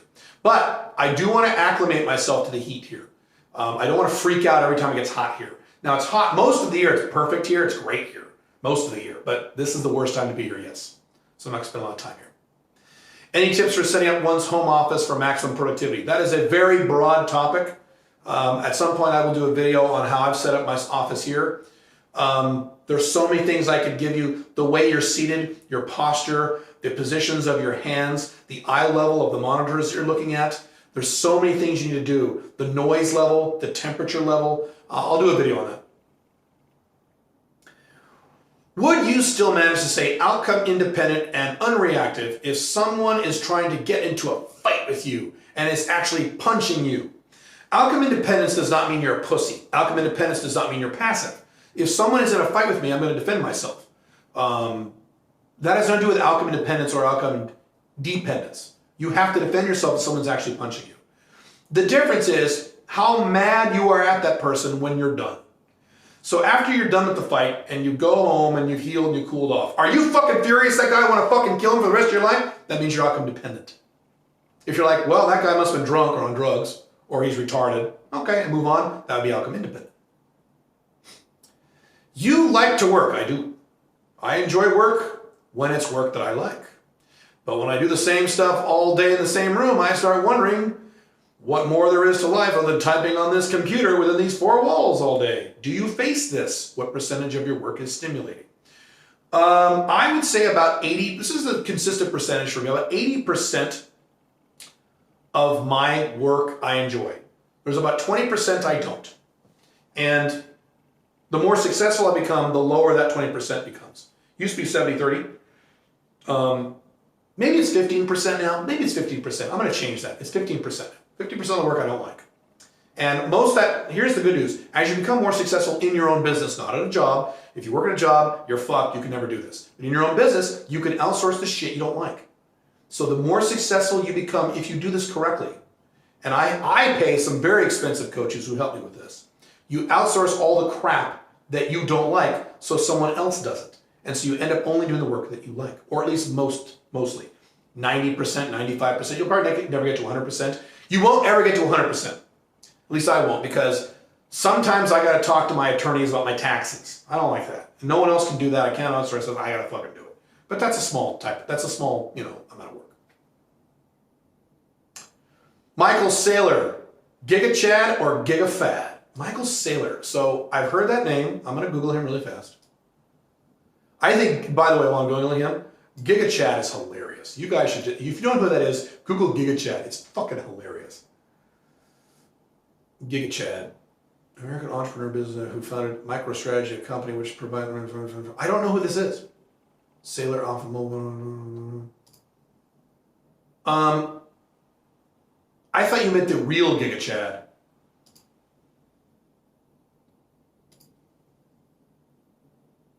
Oh, Michael Saylor. Oh, this is the Bitcoin guy. Okay. Is it the, yeah, okay, I'm sorry. I know who that is. I'm drawing a blank. Sorry, I was stupid. That's too general a question. A lot of what he says I agree with. Sorry, I drew a blank. I know exactly who that fucking guy is. Just watched a video interview with him a few weeks ago. John Wick movies, what's your take as they go on? They're fantastic. They're what action should be. I'm shocked that they're allowed to exist in Hollywood. The very end of the last movie was a problem. He got shot in the chest several times and fell off a building and he's fine. Shit. So other than that, it was a great movie and I love those movies. The first one and the third one are my favorites. What are your favorite novels? So I have a lot. I have an entire library. Most of it's digitized.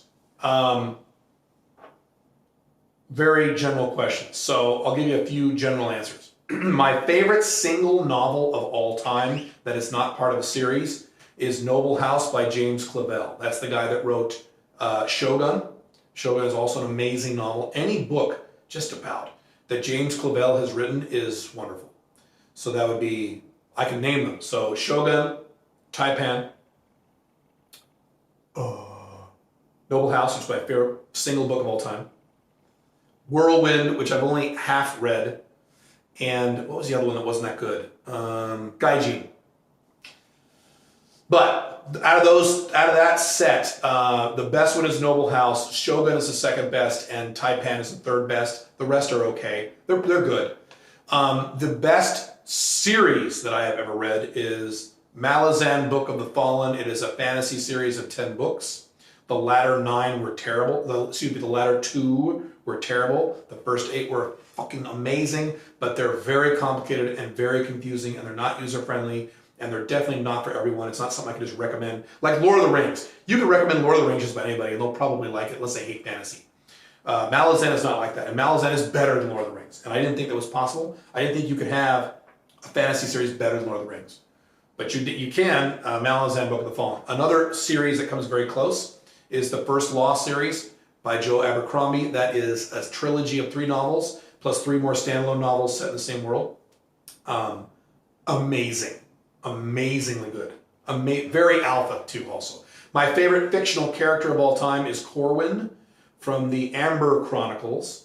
9 Princes of Amber, written by Roger Zelazny. And it is a 5-book series about Corwin and a second 5-book series about his son. My favorite character of all time. Are you still an aspiring BJJ black belt? No, not yet. So phase 1 of Caleb's fitness plan is to lose his goddamn body fat. That's phase 1. Nothing else happens until that gets done. Phase 2 is to start working on building muscle mass. That doesn't happen until body fat goes down. Phase 3 is to get back into karate and get my fucking black belt, because I got to fucking red belt when I was a kid, or a young man, I should say, and I never got there because my goddamn sensei skipped town. And I feel cheated that I never got my black belt. So that's down the road. And I don't know if it's BJJ. It could be BJJ. It could be jiu-jitsu. It might just be Krav Maga. I haven't made that decision yet. I'm a little far off from that. Colombia has a 6-month visa. To extend, you need to buy an apartment or become a student. Any recommendations? Buy an apartment. Don't become a student. Buy an apartment. That's a great place to buy real estate. Medellin or Bogota. Bogota is better in terms of real estate, but Medellin's great. I almost bought, I think I've talked about this. Should I talk about this? No, I better not talk about this. My attorney's going to be mad at me. Never mind.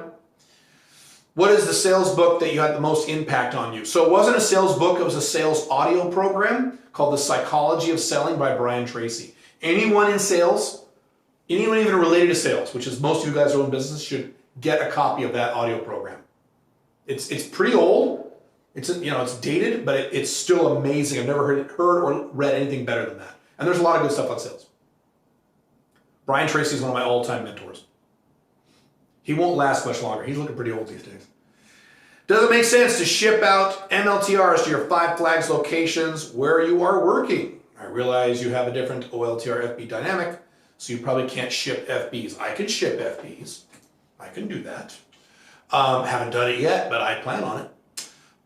Does it make sense to ship out your MLTRs? So, several aspects of this. Number 1, I do not recommend long-distance MLTRs. I just don't. Long-distance FBs are wonderful. Every man should have several of them. But long distance MLTRs are very problematic. I don't recommend this.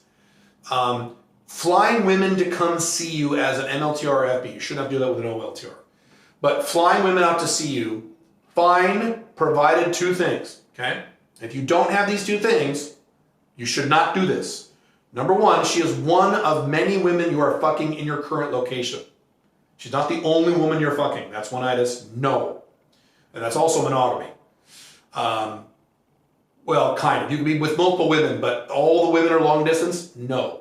Number one. Number two, you can easily afford it. So if you need to buy her a $1,200 round trip ticket, oh shit, my computer's running out of power. Hang on. Hang on a moment. I was charging my phone and not my laptop. Get in there. There we go.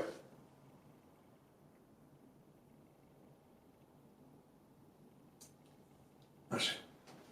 How are we doing on time? Oh, we're okay. Where was I? Sorry. You can, so if you buy a $1,200 round trip ticket for some chick, okay, that should be easy money for you. That should be no big deal for you at all. Even if you do it several times a year, it should be no big deal for you. If that's like, ah, shit, okay, I guess I'll pull that from, no. So I hope you make a lot of money. And I hope you have a lot of women you're fucking in your current location. If you want to do that and then fly women to you, and fine, go ahead.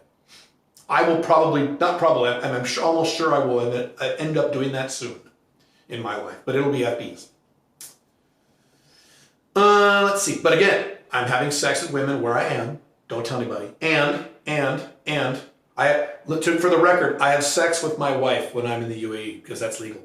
And I make plenty of money. It's not a big deal for me.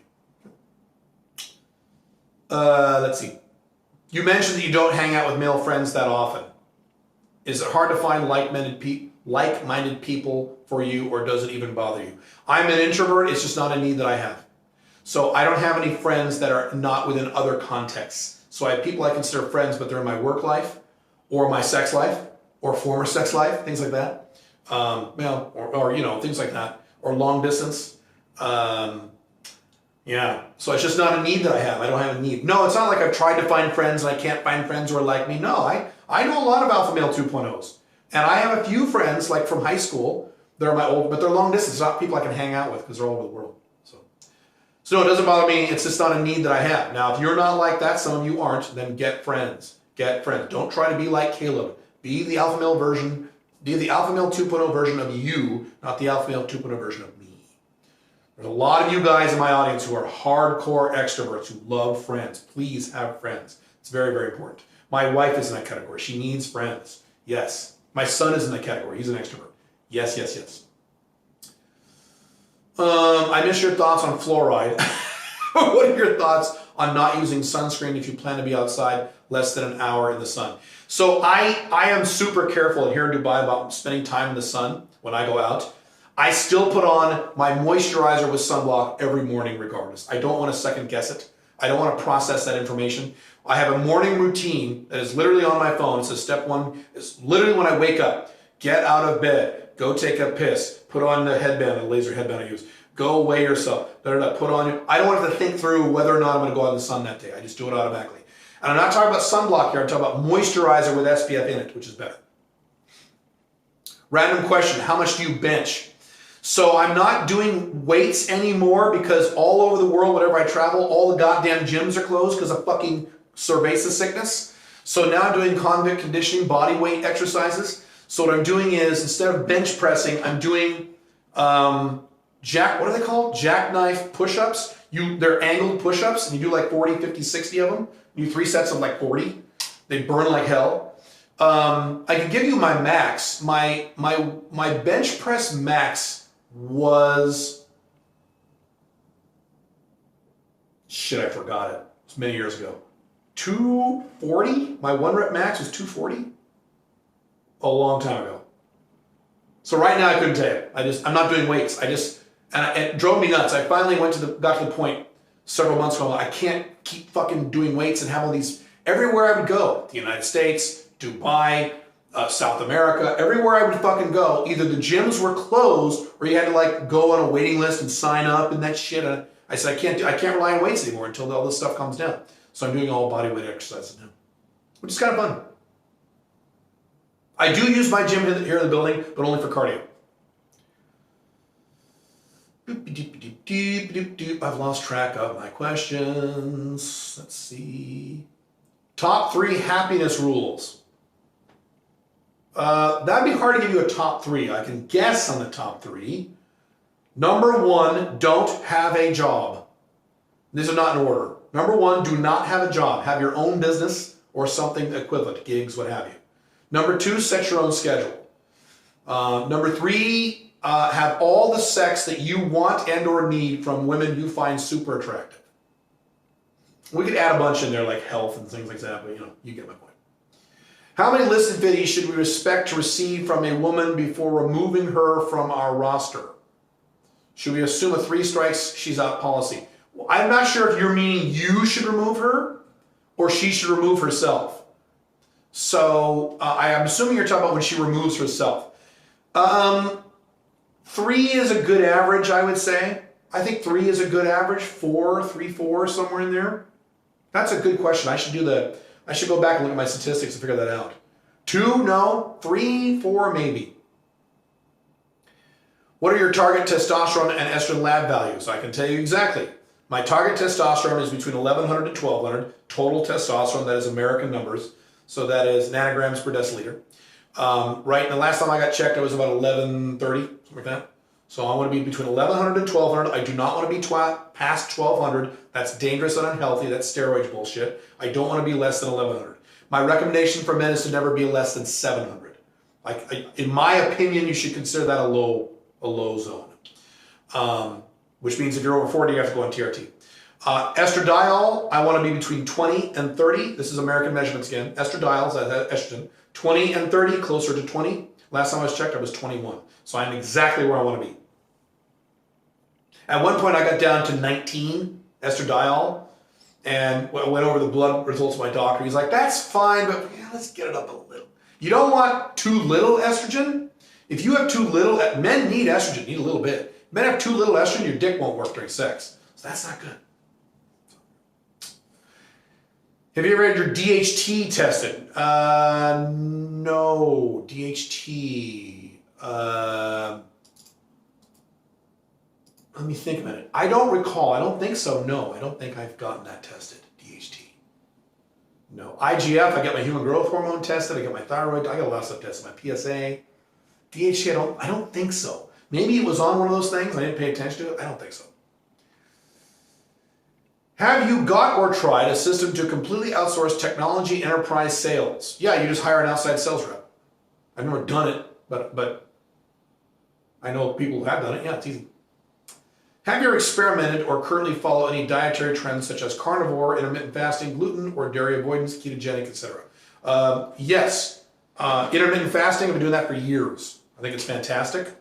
I am coincidentally today, I am doing a saltwater fast. I've not eaten all day. It is past midnight here in Dubai. I've not eaten.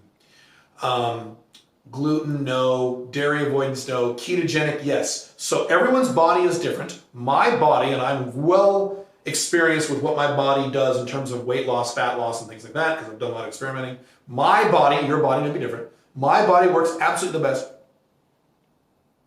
I don't know why. Oh, it's because I moved my hand. Sorry, I'm talking to the camera. My body works the best when I do intermittent fasting, sometimes extreme intermittent fasting, like you only eat once every 48 hours, with keto. With keto, I lose the weight the fastest and I feel the best. But people are different. Sometimes people can't do keto. They throw up, they have headaches. Everyone's different. You once said in a YouTube video that Kuala Lumpur was a close second to Dubai as your home-based choice upon leaving the US. Not exactly, no. That wasn't my close second. That was one of the finalists, though, yes.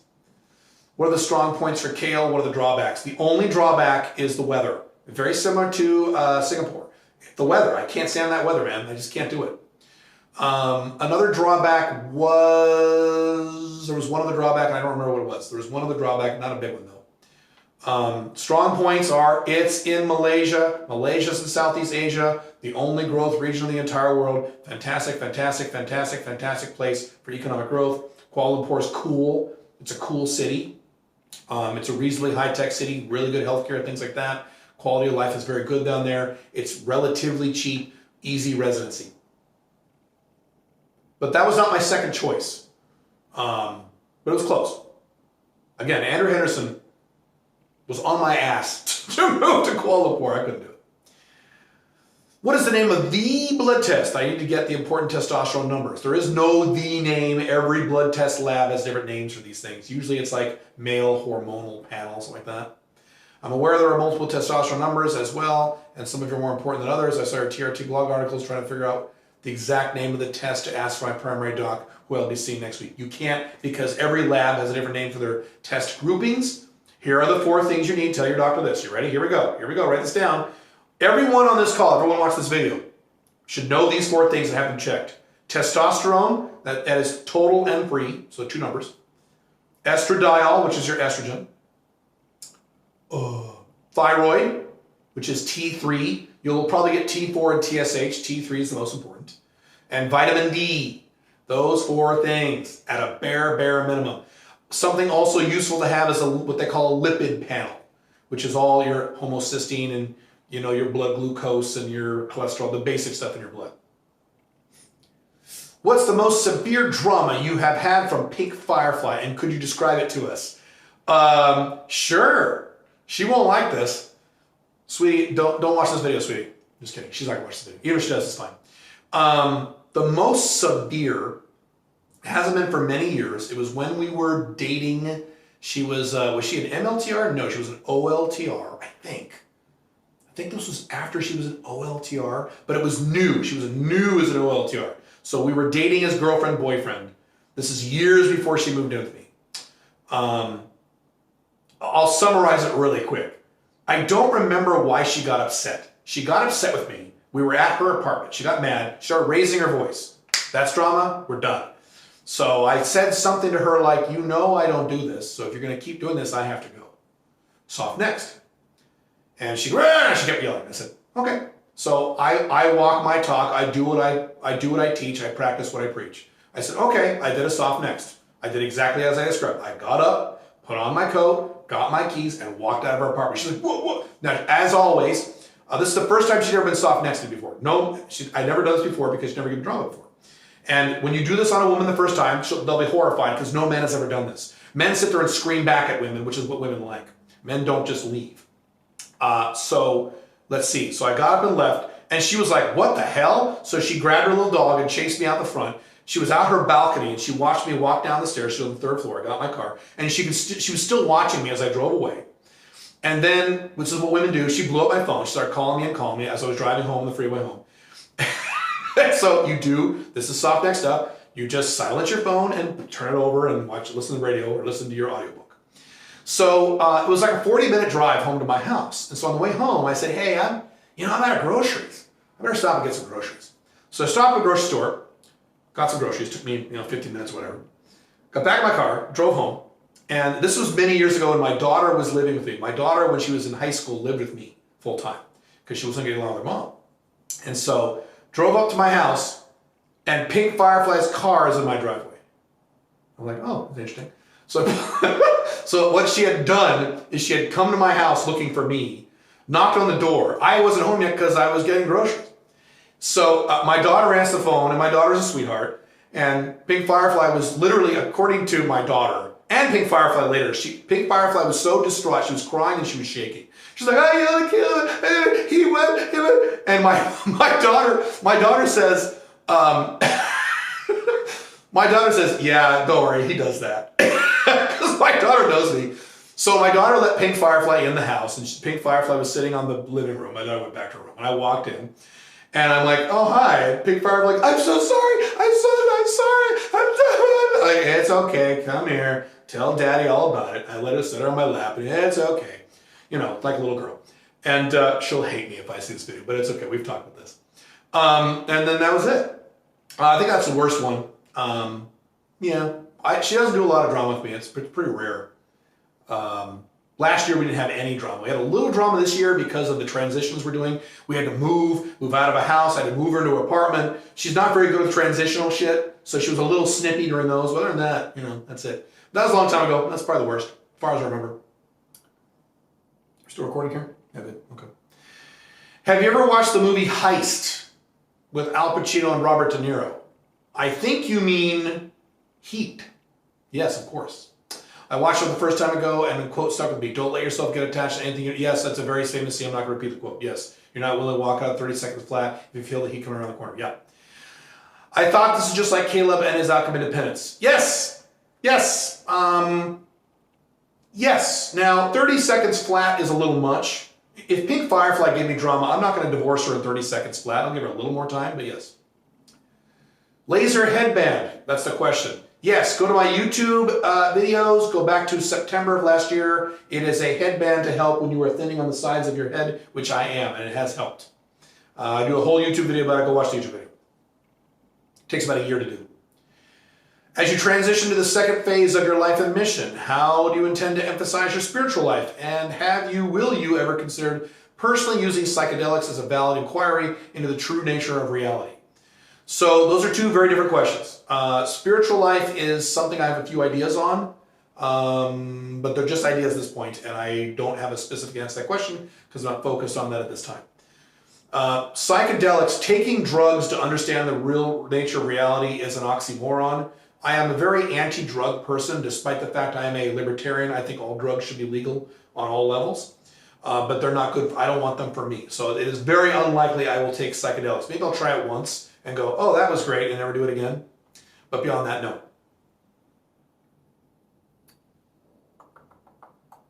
What software do you use for your SOP, standard operating manuals? Basecamp. If your testosterone level, and Basecamp is not something I recommend unless you have a staff of at least 4 or 5 people, because it's expensive. If your testosterone levels are low, should you try to increase it through natural means? Not guaranteed to work, takes time, or go straight to exogenous T. If you're under the age of 40, yes, try to increase it through natural means. If you are over the age of 40, especially well over the age of 40, you can if you want, but you really need to go on TRT. Did you ever try your dancer theory in real life? Seemed like fun, but easiest to see if you have made it work. I didn't, but other guys did and have. That's where I got it from. And I just know anecdotally from women I know who are dancers, they fuck every guy in their fucking dance class. So I've never done that, no. I have no interest in joining a dance class. The only dance classes I've ever taken was when me and Pink Firefly did private lessons for our wedding. That's it. We did tango. Dun, dun, dun, dun, dun, dun. We did Argentinian tango. It's fun. Do you think women are capable of finding a singular purpose and dedicating their lives to it? Yes, that purpose is called children. Would that work for women? No, because their children leave and they get depressed. So no. What is the female equivalent of Alpha 2.0? Loved your BD was a woman articles. Thank you. Yeah, those were fun. The closest female equivalent to an Alpha 2.0 is a very masculine woman. I work with a few women like this. I have friends who are women like this. They're very more masculine side of the scale, and they can do 2.0 stuff, certainly. I have an old friend I've known for years, a woman who is pretty close to the female equivalent, but not exactly, but she's got a more masculine personality. So that's generally it. 200 estrogen, more than double my average 338 testosterone, top 10% most jacked and 14% body fat, not sure what to do, assuming based on my genetics, I meant to exercise 6 days a week, 1.5 hours plus. Been doing that, I feel better, but not sure if I can stay in a part-time job at the gym very long term. You can't, correct. And you're in your 20s, so sure. If your numbers are out of whack, but you feel great, then follow that. If you feel great, then don't worry about it. But yes, correct. I don't think you can sustain 6 hours a day, 1.5 hours per day, 6 days a week for the rest of your life. You can. Arnold Schwarzenegger did it. I wouldn't, but I got other shit to do. But that's me.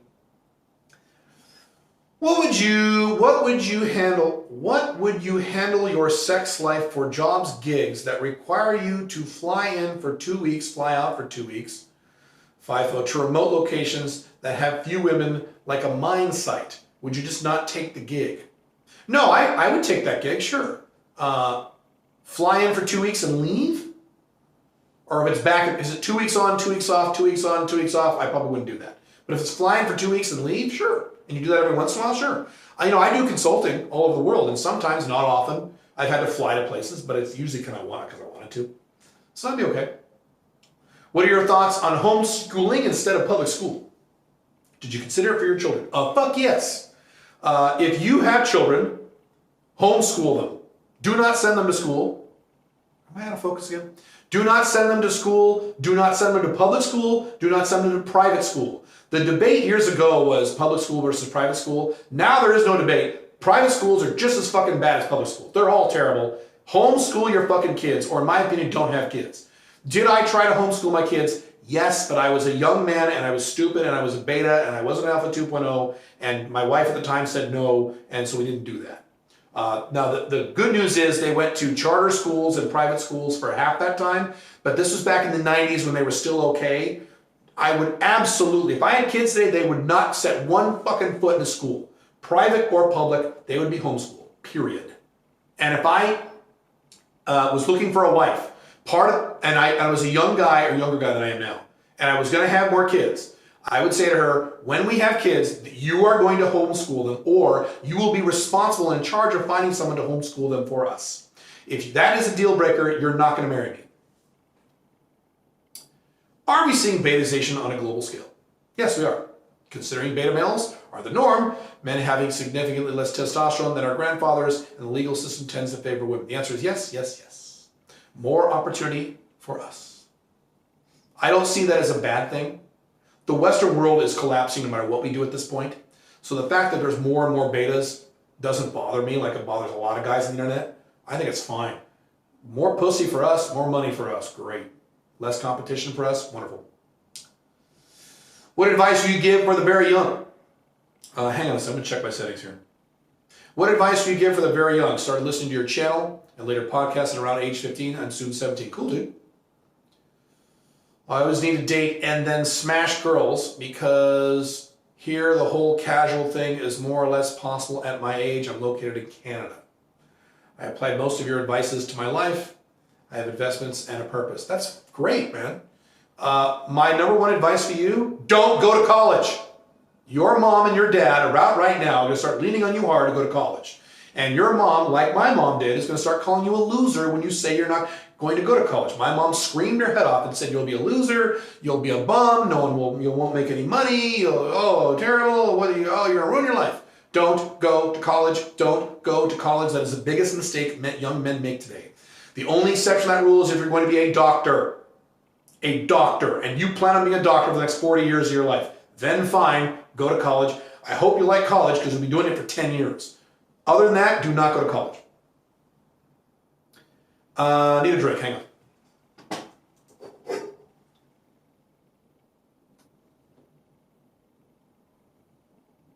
I'm doing the focus.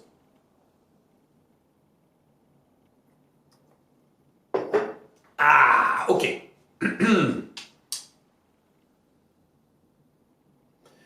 After opening a bank account in a foreign country, what advice would you give an upcoming Alpha 2.0 who's looking to internationalize their lives, those just getting started with it and doesn't quite know what to do next?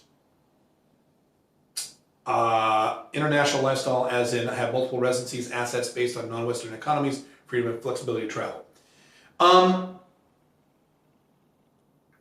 Your question is too general. Rewrite your question and make it more specific. That's just too general a question for me to answer. What do you think I should do with my life, Caleb? Too general a question. Rewrite your question. Are there any societal trends that encourage you and give you hope for people's future happiness? Yes, technology. We are entering into a dark age in terms of economics and politics, but we're entering a golden age of technological growth. So soon you will be able to live as long as you want, more or less. You will be able to look any age you want, more or less. They're going to eliminate things like cancer and things like that. When they invent nanotech that goes in your body, you can do things like remove your lungs and remove your heart because you'll have nanobots that push blood through your body better than your heart can, that oxygenate your blood better than your heart can. You'll be able to do superhuman stuff. At some point, we will actually become transhuman and you'll be able to just plug yourself into a computer and just have the Matrix, but for real. And instead of plugging yourself in like they did the Matrix, you'll just have nanobots. You just close your eyes and say, I want to go to Lord of the Rings world right now, boom, and you're there. Or I want to go to a libertarian world, boom, and you're there. A lot of amazing stuff that's going to happen in our lifetimes, most of which we can't even comprehend at this point, and most of which sounds like bullshit, but it's going to happen in our lifetimes. So super, super pumped about that. Everything else is going to get worse.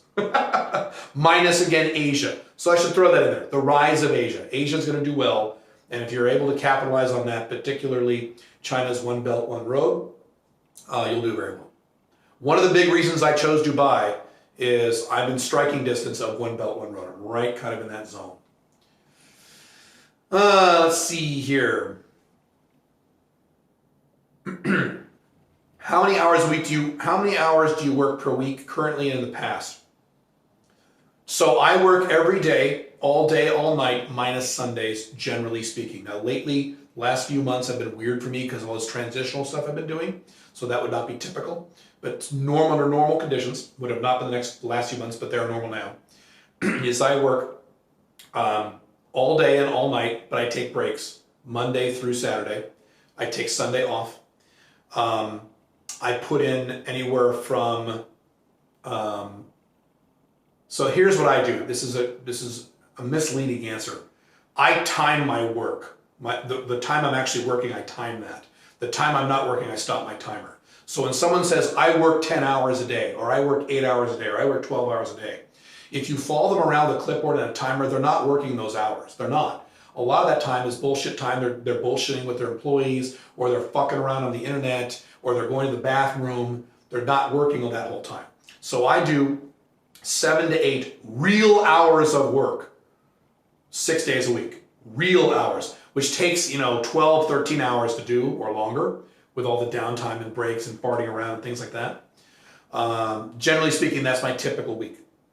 And then I take all day Sunday off. And what I do is I follow a concept called 3 days, where from midnight to midnight, I don't work. I don't think about work. I don't read any business books. I can't check a single email. I'm doing this from my coaches who forced me to do this, but they proved to me this was actually better for me in terms of making even more money faster and being more productive when I do work. And I just started that system about a year ago.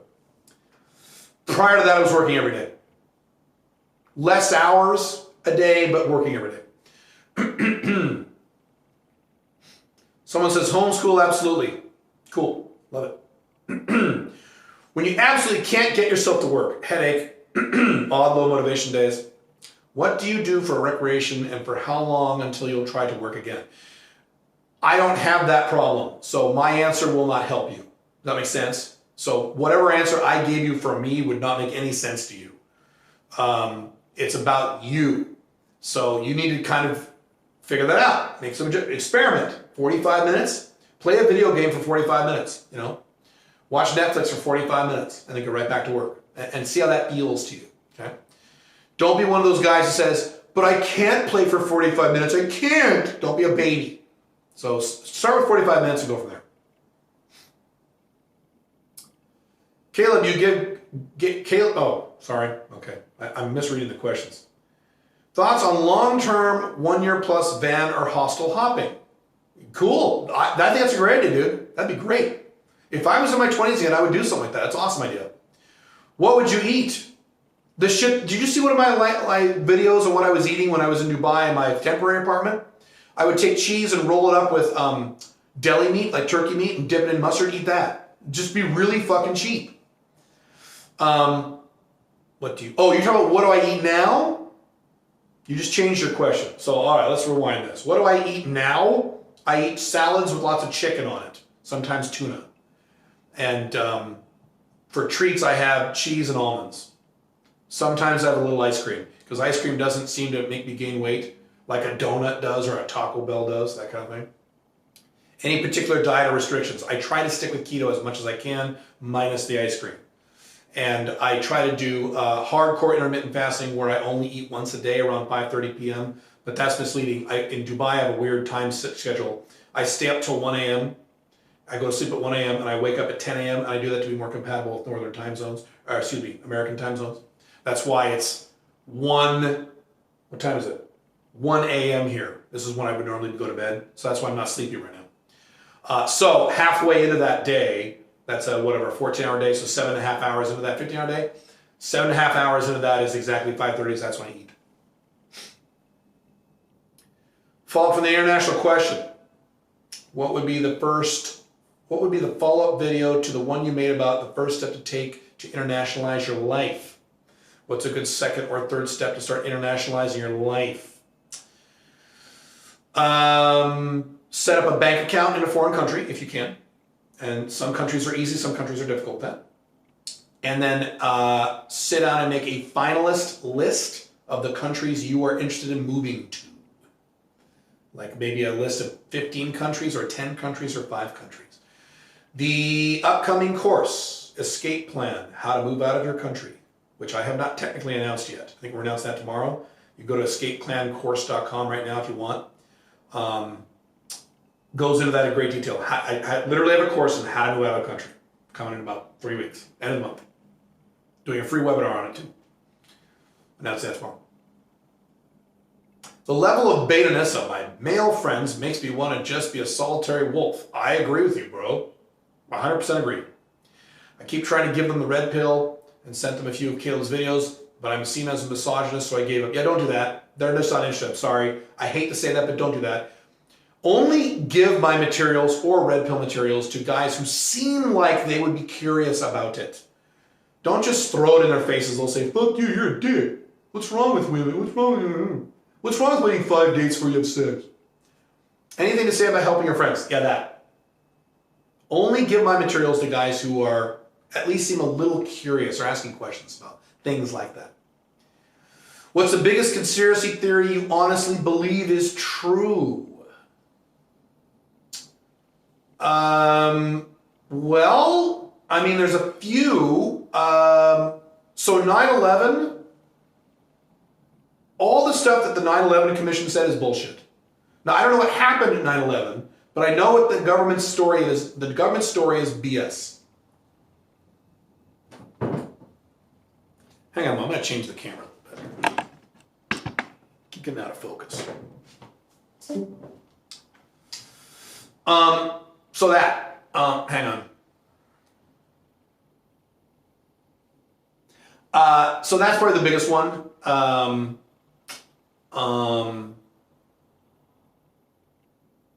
mean, like Operation Paperclip, but that's not a conspiracy theory anymore. That's fact. I guess you have to give me a list of them, and I would say yes, yes, no, no, yes. Most conspiracy theories I don't believe, but 9/11, whatever they said about 9/11, they said a lot. I read that report. It's all BS.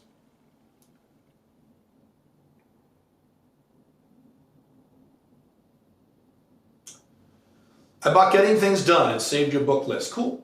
What else can someone do to become as efficient and effective as you as a person? I'll give you 2 more book recommendations that are not on that book list. The One Thing, and I forget, what's the guy's name? Kaplan? Damn, I forgot the author's name. The One Thing. It's just called The One Thing. Just Amazon search that. And Atomic Habits by James Clear. Get those 2 books. Those are kind of foundational books and a little newer. I remember you said you were naturally gifted at public speaking and talking. Yes, I am. What advice do you give to anyone introverted? I am introverted. I'm an introvert who's naturally gifted at public speaking. I know it's kind of weird, but it's true. Give to anyone introverted that is not and would like to become good at it. Join Toastmasters. Google just Toastmasters.com. If you live in a major city, there's lots of different meetings. It's free to go to get started. It's like $30 to join. It's amazing. You will improve your speaking skills, your public speaking, your communication skills. Awesome. If you have a little more money to spend and you're a little more serious, join a Dale Carnegie course. That'd be kind of the next level beyond Toastmasters. But Toastmasters is the shit. Did that for years. It was great. Getting a text. Oh, Pink Firefly just sent me a text on her new retainer. She did Invisalign like I did. She just got finished. We both did Invisalign at different times. Kind of funny. Let's see.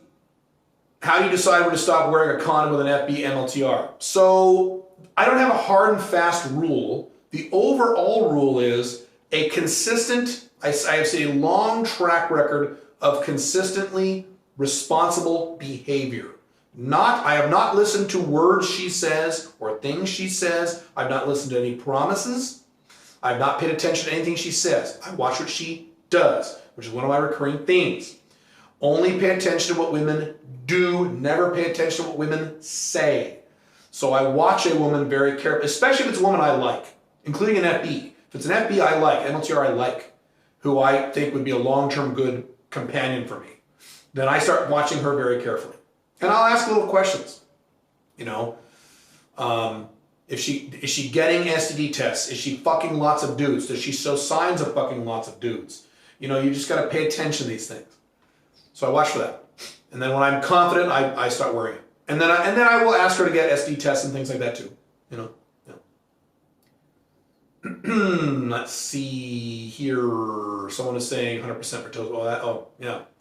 Max is 100% for Toastmasters. Yes.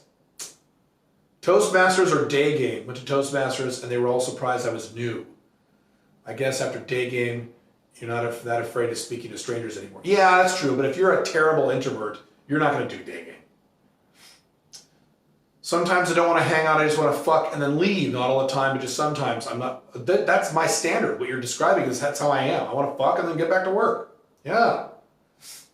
Sometimes there's not in the mood. Any tips for getting FBs to accept this? Yes, that's what I do with my FBs. So first thing is you have to talk to your FBs, at least for a few minutes when they first arrive or when you arrive there. 10 minutes, man, is all you need. You have to talk. Women like to talk. You can't just say, okay, ho, get over here, boom, boom, okay, get out, ho. They'll leave. Your retention's gonna be terrible. You have to talk, but you have to talk for an hour, talk for 10, 15 minutes, then have sex, and then you gotta get back to work. Do it all the time. But you do have to talk a little bit, yes. If you're one of these guys who hates talking at all, and I believe me, I get it, then do hookers. They never have to talk. Hookers are expected to be treated like whores. By the way, what I just said also applies to sugar babies. You guys, older guys doing sugar daddy game and you're paying them, same thing. You got to talk to them. You can't just say, all right, bitch, get in here, bend over. Okay, get out of here. Doesn't matter if they're getting paid. You won't see them very long. Is Western society banishing both masculine and feminine? No, it's banishing masculine.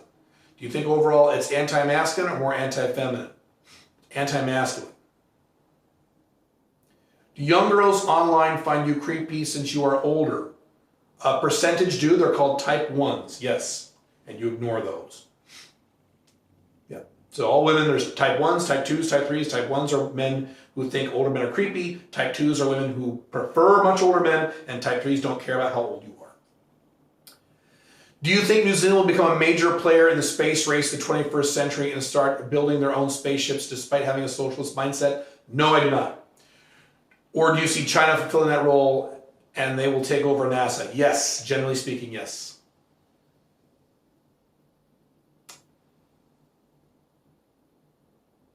But you mentioned the dress-wearing things earlier and stay-at-home moms are taboo. Oh, I see what you're saying. Okay, I see what you're saying. It is still much more anti-masculine than anti-feminine. You still can have female representation with other females, but if you have masculine male representation, you get some pushback. Generally speaking, there are exceptions. The only masculinity you have now, really, unfortunately, like in pop culture, is cartoony masculinity, like the Fast and the Furious movies, those dreadful, horrible, stupid movies. Fast and Furious 5 was great.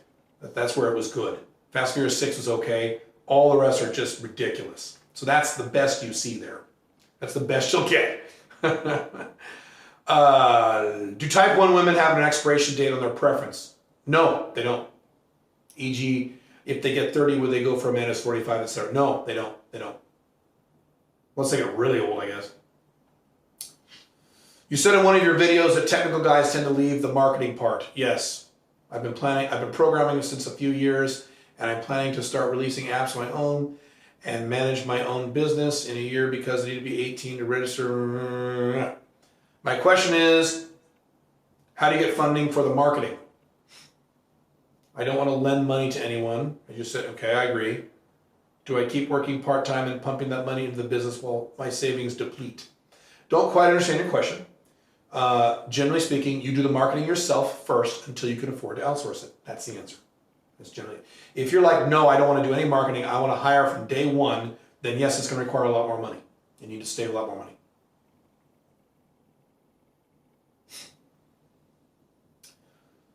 There is no live video, Nathan. It's only audio. I'm recording this for YouTube to watch later. Here we go. Why is climate change in your 2% rule? It is not. especially for Alpha 2.0s living in underdeveloped countries. It is not. I've never said that. Climate change is real. Climate change can be a minor problem in terms of making weather more weird over the next several decades. What I said is bullshit is the terror of the environmentalists. As I've said before, and I've lived a long time, more than most of you on this call, in the 1970s, the environmentalists said, oh my God, we're all going to die in 10 years because of an ice age. That's what they said throughout the whole 70s. Then the 80s, they said, oh my God, we're all going to die in 10 years because of the ozone layer. That's what they said throughout the entire 80s.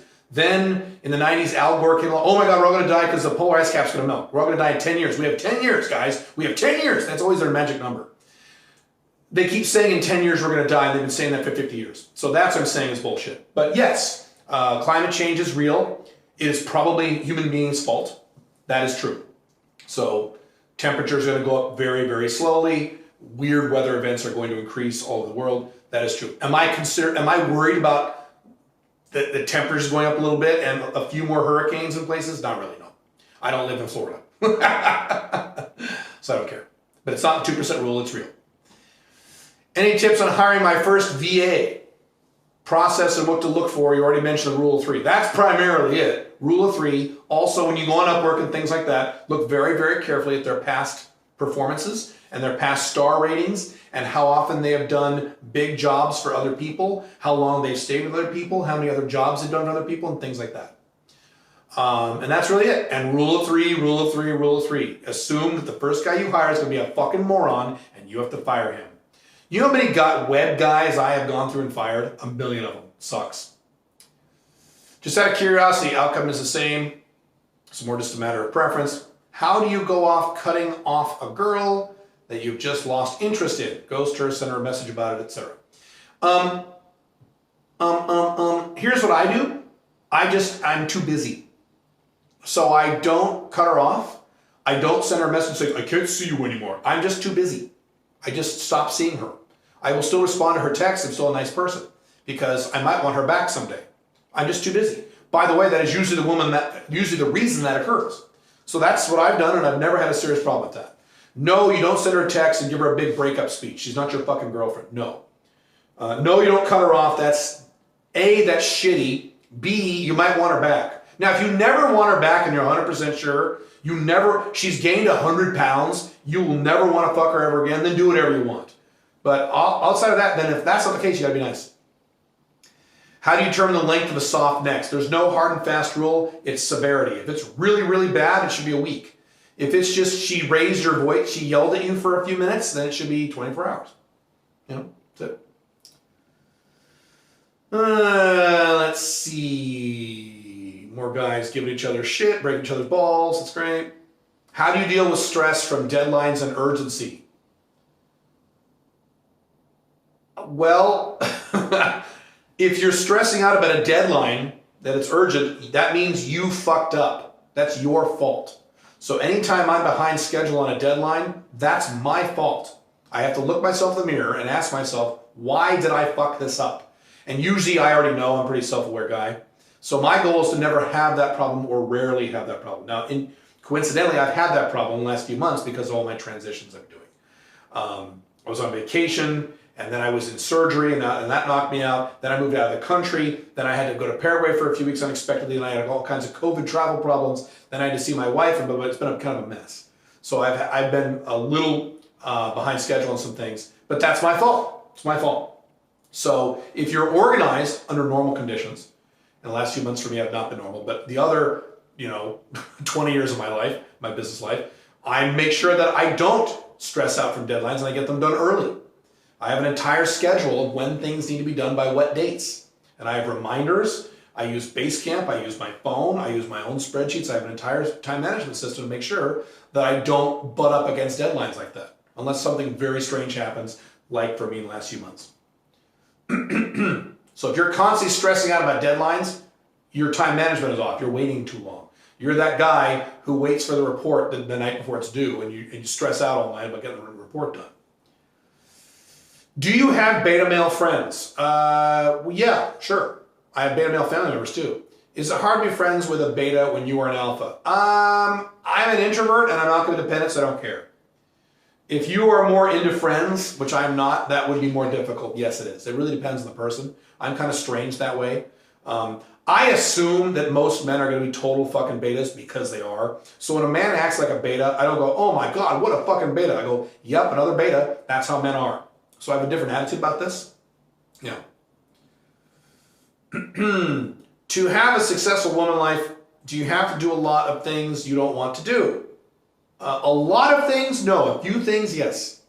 For example, maybe the best first move is to keno and then kiss her, but you don't feel like it. What? Oh, I see what you're saying. Okay. Isn't it bad for your self-esteem or happiness to follow these guidelines regardless of your desires? No, because following the guidelines gets you the results that you want. So no, it's the opposite. You still want her in your woman life, but how do you balance making strategic moves versus having the way you want to behave? You need to be more specific about the thing that you want to do that you don't think you're allowed to do, and then I can answer that question. I have a feeling there's something very specific you want to do that you think I would disapprove of, and that's what you're kind of beating around the bush about. So we need to know what that thing is. And I'm almost positive my answer to that would be, go ahead and do that, but then she'll leave. Or go ahead and do that, then she'll give you more drama. The classic example of this are guys who say, but I want to see her more than once a week. Okay, you're going to have drama and your relationship will be shorter. Okay, fine, go ahead. See her 3 times a week. You'll have more drama and your relationship will not last as long. Fine, if you don't care, go ahead. Do most people avoid you because your views are not popular with most of modern society? You know, I have literally never had a problem with this. Never had a problem with that. When I outed myself as an alpha male 2.0 non-monogamous and shifted from Black Dragon to Caleb Jones, I had a whole bunch of my business clients find out, and none of them gave a fuck. Not one. Pink Firefly and I are regularly out with other couples, friends, family members, and the subject of non-monogamy will come up, and not once have we lost friends or lost family members or had someone argue with us because we're not want to hang out with us. I've literally never had that. But again, I'm an introvert. I don't hang out with a lot of people. So I'm sure if I hung out with a lot of people in my social life, I would run into some of that. And I wouldn't care because I'm outcome independent. Is there a way to quickly assert if someone, I think you mean assess, quickly assess if someone is alpha or beta when you first meet? Body language can help. Same question with the 3 types of girls, submissive, dominant, independent. Body, again, well, now it's easier with the dominant and independent because they will say certain things. I can identify submissive, dominant, independent on the first date, but that's in a dating environment within 5 minutes, especially if she's independent. Independents advertise that they're dominant, especially if she's dominant. Dominants advertise that they're dominants to the world. So you'll know in a matter of minutes, if that she's a dominant. Even just the way she shakes your hand, she'll shake your hand and shake your hand like a man. Okay, dominant. Submissive and independent takes a little longer. You stated repeatedly in your blog and videos that America and the rest of Western civilizations, such as Canada, all Europe, will inevitably collapse. Correct. It is a mathematical certainty unless they invent something that changes the human condition, which I have admitted is possible.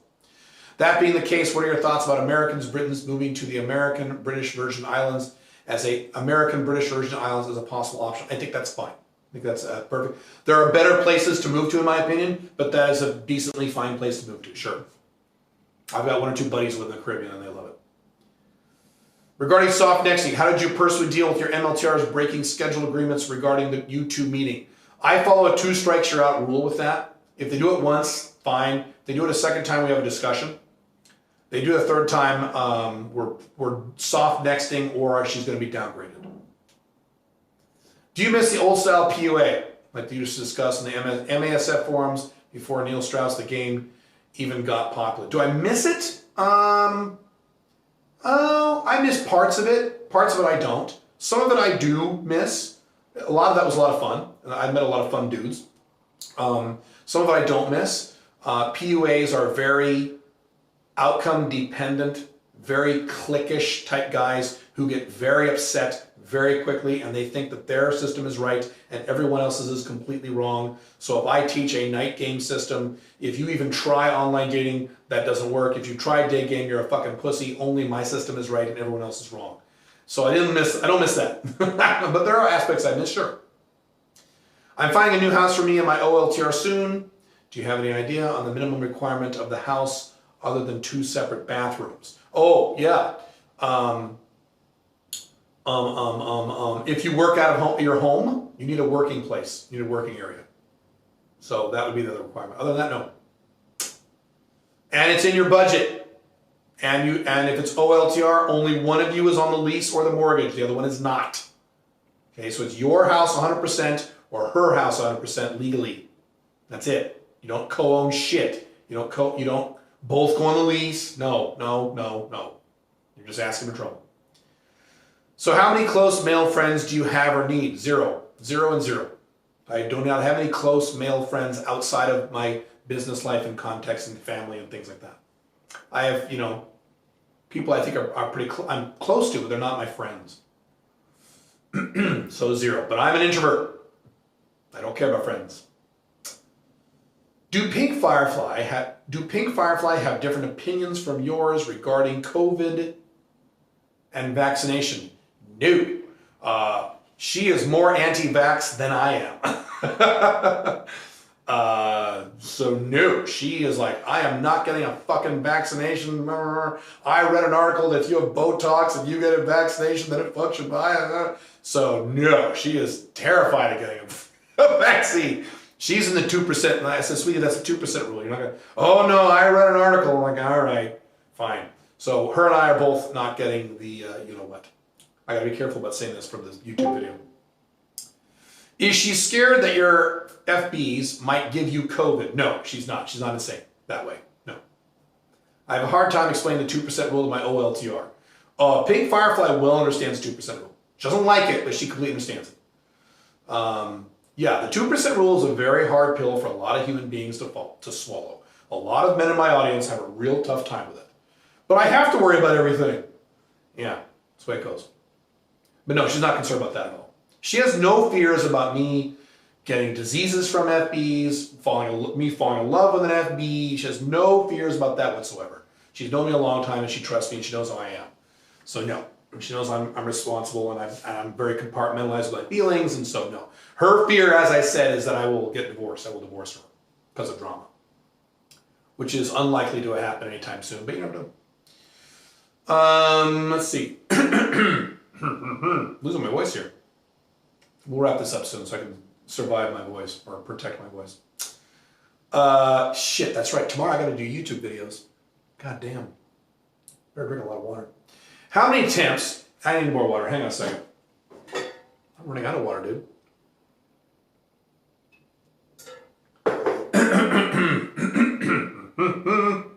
How many attempts should we make to get a woman back that is on our roster after receiving a listen fitty? Should we make 2 to 3 attempts or just contact her indefinitely?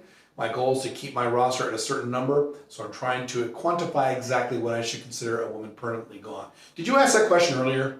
I do not consider that to be a maximum number as long as you extend the time. So you contact her after 6 months, she doesn't respond. Then you wait 8 months. Contact her 8 months, she doesn't respond. Contact her, then you know what? Then extend it a year and a half. Contact her after a year and a half. Try again. I don't consider there's no limit as long as you keep extending the time frame. I have had women, come back after 4, 5, 6 years. So there's no, but it wasn't me constantly bugging them. See, because I would wait a long time. So I don't think there's a maximum number. Have the fundamentals of gold changed because Bitcoin is a better store of value? We don't know if Bitcoin is a better store of value. It just has made a lot more money. So no, the fundamentals of gold have not changed. It's just that gold has not taken off the way it should have because of Bitcoin, which is why, as I've said 10 million times, you want both. These idiots who say, just get gold, Bitcoin is a scam and stupid, are morons. And these crypto nerds who think Bitcoin is amazing and perfect and wonderful and Dogecoin is awesome, don't buy gold, that's for stupid old men, are also idiots. You need both. I have both and I've made money on both. Obviously I made more money in crypto, but I made plenty of money in gold too. And I'm more long-term, I feel more long-term safe with my gold and my silver than I do my Bitcoin, which is why I don't just have Bitcoin, I have Ethereum, I have a lot of stuff. So The fundamentals have not changed, at least not yet. What about FB's breaking schedule agreements also too? And if you're out, or do you just ignore it? Same thing, same rule. 3 strikes, you're out. It doesn't matter if you're an FB or an MLTR. You have to respect my time. You're out. How are you not concerned about STIs like HPV or HSV2 when something like 20% of the population is infected? You just answered your own question. I probably already have both of those things. I've got to have herpes too, because I've kissed more than 6 women in my life. So I'm sure I have that. I'm almost positive I have some strain of HPV already. So who cares if you have it if you have no symptoms? I don't have any symptoms. So condoms only protect your dick, not the area around it. So what?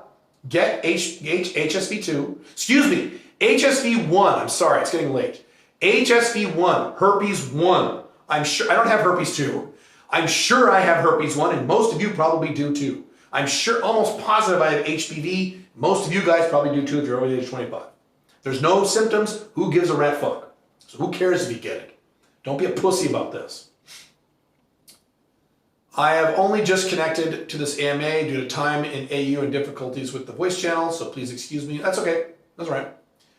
If I have answered this question, no problem. I am unsure of the balance between pursuing a woman assertively because they say they like to be wooed or pursued, and hanging back more and doing things to attract them, so they want to pursue me. You need to lean in the first direction in the modern era. I end up shuttling between the two. Help, please. Okay. The sit back and play it cool worked in the 80s when I was in high school. In the 90s, when there was no internet, there was no Tinder, there was no Instagram, there was no instant gratification, there was no OnlyFans, there was no seeking arrangement, there was no Facebook, there was no massive amount of beta males drooling all over women, even if they take a picture of them taking a dump. So that model doesn't work anymore unless you are literally a celebrity. Brad Pitt can sit back and play it cool. You and I can't do that. So no, you must pursue. Now, pursue does not mean bug them every day. If you follow my models, you won't be pursuing too much. So in a first date scenario, you go on a first date, second date, you want to schedule the second date, for example, you hit her up. You don't hear anything back. You wait 24 hours, you hit her up a second time. You don't hear anything back, you move on.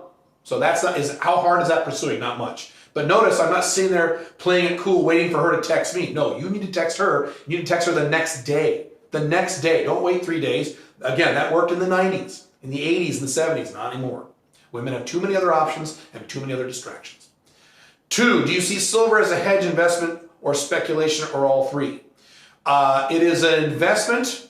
It is a partial speculation. It is mostly an investment. It is not a hedge. It is a little bit of a hedge, but not much. The hedge is gold. Silver's great, though. Great investment. You should buy it. I made a lot of money on my silver last year. I intend to make a lot more. Let's see, 2019, I came home at my house with a big, giant box of silver, thousands of dollars in silver. Pink Fire's like, what is that? Like, that's my silver, baby. Daddy's going to buy a new house with silver in a few years. Woo! Great.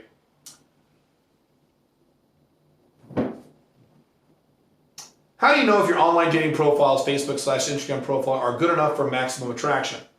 You test them. You test them. What is your response rate? What is your match rate?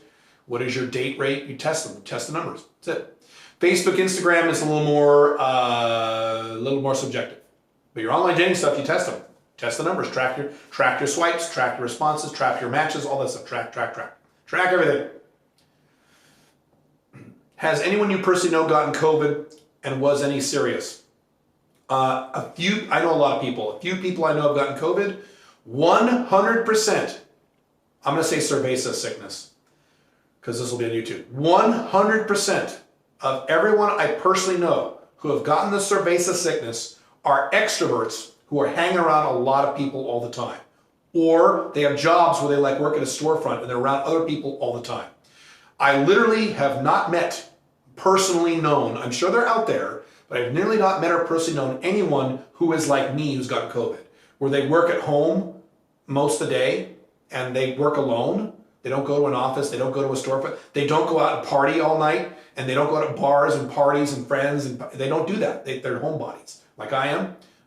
So there you go. So yes, my sister, who is morbidly obese, who weighs around 400 pounds, she got it. Now, Why did she get it? She's morbidly obese, she weighs 400 pounds, and she works at a daycare center where she's around hundreds of people all day. So of course she got it. Yeah. One of the guys in the focus program two of the guys in the focus program got it, but they're both extroverts. They both are around other people all the time. They go to bars and clubs and things like that. So yeah. No, none of them were serious. They had a really bad flu or cold for a few days, and then they were fine. Which is the case of 99% of people who get the cerveza sickness. That's why all this hysteria is ridiculous and stupid. But it serves the authoritarian elite. Do you believe in a decentralized finance? Do you believe in decentralized finance, DeFi? Yes, I do. And the economy going completely digital, decentralized? Yes. What about NFTs? I think NFTs are fucking awesome. I think you're going to see more and more of them in the future. I'm looking at making my own NFTs to put up for bid. So I think they're great. I'm not Gary Vee on the NFTs. I don't think it's like, oh my God, it's the future, I'm going to come. Not quite that bad, but NFTs are great and you'll see more and more of those. And certainly you will see smart contracts become the norm. So NFTs is the first wave of the smart contract stuff you're seeing. It's going to be really cool. What type of dates do you and Pink Firefly typically go on? What are some good date ideas for MLTRs, OLTRs? Well, if you're talking about when we were dating, the same dates I always do. I always do the same dates with women. There's no difference between Pink Firefly or any other MLTR when she was an MLTR. I'm very simple with my dates. Again, I'm an introvert. I don't do exciting shit in my date life. I like to have sex. So go to dinner. Go to dinner at really yummy restaurants and you both get fat. I'm just kidding. Go to dinner. With Pink Firefly specifically, we went and saw movies too because we both like movies. Back when I used to see movies, I don't see movies anymore because Western society doesn't know how to make good movies anymore, with rare exception. That's it. Very simple. We didn't do event dates. We did 1 or 2 event dates where we played that, I don't know the name of that air hockey thing. We did that once. Okay, great. That's it. I'm really simple when it comes to dates. I don't do anything crazy or special. I don't do event dates. Plus, they're dangerous pre-sex. But MLTR is okay. You can do event dates. Do the dates you like to do that aren't too expensive. Do what you like to do. It's fine. There's no rule about that. MLTR. As long as you're only seeing her once a week if she's an MLTR. Do whatever you want. As long as you can afford it. And no hardcore boyfriend shit. Don't hire a limousine and hand her a bunch of flowers and all that shit. Don't do that, obviously. You should know that already. Is traveling to every city over the world a good mission, at least for phase 1? No. No, it's not a good mission. But that is a strong component of a mission. I think it's a strong component of a mission, not your entire mission, no. See the world. And your mission is around seeing the world. And that's a part of my mission, to explore the entire world. But that's the last part of my mission. It's about 3 or 4 parts of my mission. It'll take a lot of time and resources that some might argue would take a lifetime to do. Yeah, I think it's a cool part of a mission. Just visit and that's it, and say, oh, this is cool, and then leave. You might want a little more than that, I think. And I think as you get older, in your 50s, 60s, you'll want more than that. Seriously, how are you educated on so many topics? I do a lot of reading. I'm a very old man. I've started many companies. I've worked with many people, and I've done many things in my life. That's why. Do you recommend a speed reading course? Yes, I do. I do recommend that. Well, a quick one or a speed reading book. There's a really good speed reading book I have, but I don't have it here in Dubai. It's in the United States. I would give the name. Connecting to this question, what are you habits for learning? What are your habits for learning? E.g., how often do you read, listen to podcasts, buy courses? So I listen to audiobooks every day. I read several times a week. I buy courses when they are needed. I just got a course a month or 2 ago on a YouTube guy with millions of YouTube followers on how to boost your YouTube channel, because that was something I needed at the time. So I bought his course. And I went through the entire course, and I paid attention to the lessons I needed, and I took notes on those lessons. Then I transferred those notes into my action plan, and that's part of the action plan I've already implemented. That's how I learn. Audiobooks, same thing. I write notes, I transfer the notes into an action plan and to my life manual. That's what I do. And I only read books and or buy courses on things I'm actively working on right now, or within the next 6 months. What the maximum time per week to spend catching up on the news, both financial and social, new trends, breaking events, political changes, in your opinion?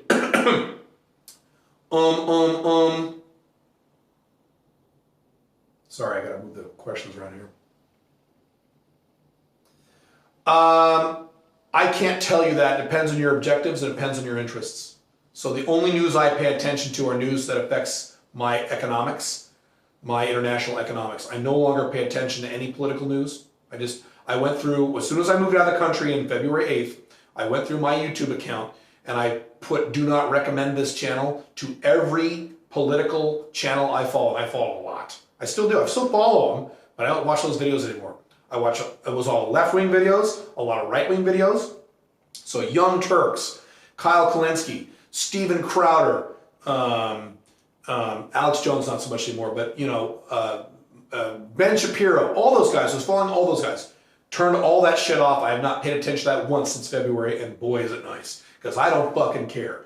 I keep a distant eye on the news in terms of economic trends, and that's it. That's all I follow. I don't care.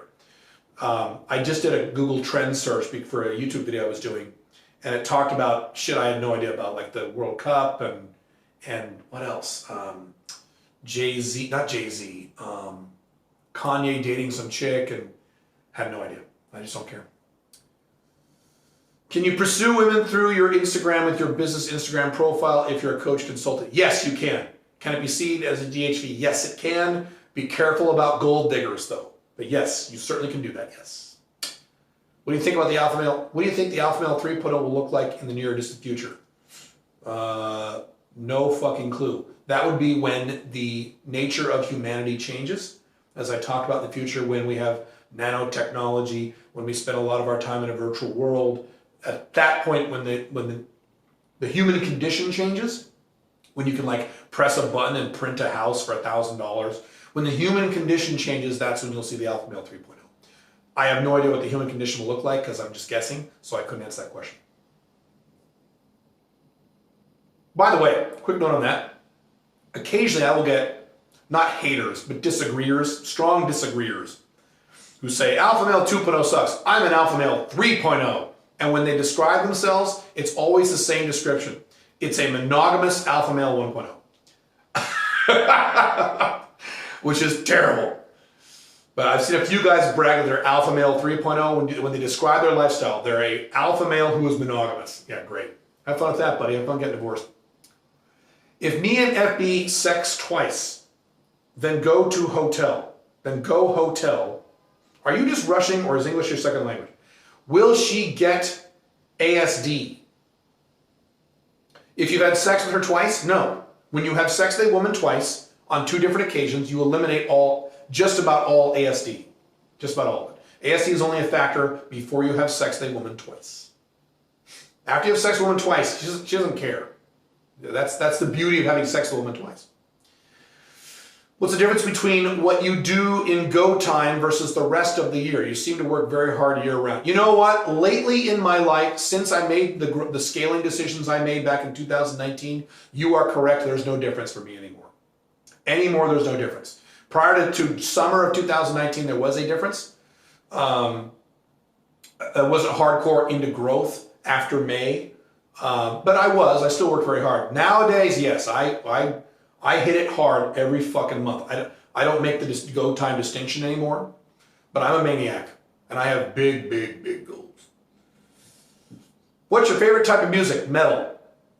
Are you still a metalhead? Fuck to the fuck yes. I just listened to Queenstrike yesterday when I was on my on the elliptical machine at the gym down there. It's great. Revolution calling, revolution calling, revolution calling you. Oh, great shit. Love it. Second favorite is classical music, but metal is will always be my favorite. I will be a 90-year-old man in a wheelchair, and I'll be like jamming out to Ozzy and Judas Priest. Breaking the law, downtown, breaking the law. All right, get excited, sorry. Caleb, I live in a large block of 40 units, where I am the chairman of the HOA. Oh my God, talk about fucking drama. Jesus Christ. I would not want to be that. There are two women who are totally into me, one half my age and really hot. Great, do them. I have told them both I never date within the block or workplace, as if it goes wrong, it's too messy. Oh, correct. I generally agree with you. Yes, I agree. No one else I talk to agrees with these rules. Of course not, because they're betas. Right. It has been very hard as I am very attracted to one of them, and she is now a great friend. Oh, friend zone, careful, but always propositioning me. Can you comment? Would you choose to handle her as an FB or MLTR if you had enough strict rules, guidelines? A large block. I don't know what you mean by block, if that's a building or if that's, 40 units. That's a building. I would avoid fucking women in my own building. Yes, I would. I'm in a building here. I am in the third tallest apartment building in the world. There are and this is fucking Dubai. In the elevator, I see the hottest chicks on planet Earth. But here's the deal, dude. There are other buildings outside of your building. Fuck women in all those buildings. So for me to say, I gotta fuck women in this building, when I'm in Dubai, there are hundreds, if not thousands of skyscrapers just within a sweep of my eyeballs full of attractive women. Go fuck them. You're just being lazy. Now, if you want to violate this rule and go fuck her, go ahead. But the split second you have another woman at your apartment and she knocks on the door while you're fucking her, or she says, who's that? Have fun. That's what happens. At what age do you feel you've reached your peak in terms of zero fucks given and outcome independence? That depends on the guy. I don't know. Is it normal in your life? Is it normal if in your life, your late 20s, you are still not that strong in that aspect? Of course. Yeah, in your 20s, you're going to be very outcome dependent. That's the problem with guys in their 20s. Guys in their 20s are very, very, very outcome dependent. They lose their shit a lot. That's the challenge with men in their 20s. And I was like that in my 20s. I can't give you, at age 43, you will be outcome independent. No, every guy's different. Some guys never get to outcome independence. Right? Some guys reach that in their late 30s. It depends on the guy. Depends on personality, depends what you do. Things like that. Do you trade options? I do not. Talk to Henry. He's on this call. I would love to. I don't have time. There's a lot of things left to do. I already have several companies. I just don't have time. I would like to do a lot more crypto stuff. I don't have time. Just don't. Like to do more real estate stuff. Don't have time. By the way, what's the promotion of trading options crypto in your social medias? Did those guys pay for promotion? In both those cases, those were called joint ventures. So whatever they sold based on what I produced, they paid me a percentage. And yeah, I made good money on both those. Let's see. But those are things I believe in and guys I know. I'm not going to promote crap. A2 lyric friendly metal songs. Certain Shade of Green, Incubus. Oh, okay. Certain Shade of Green by Incubus. Hang on, let me make a voice note. Really cool, positive lyric song. My favorite is Stay Hungry by Twisted Sister.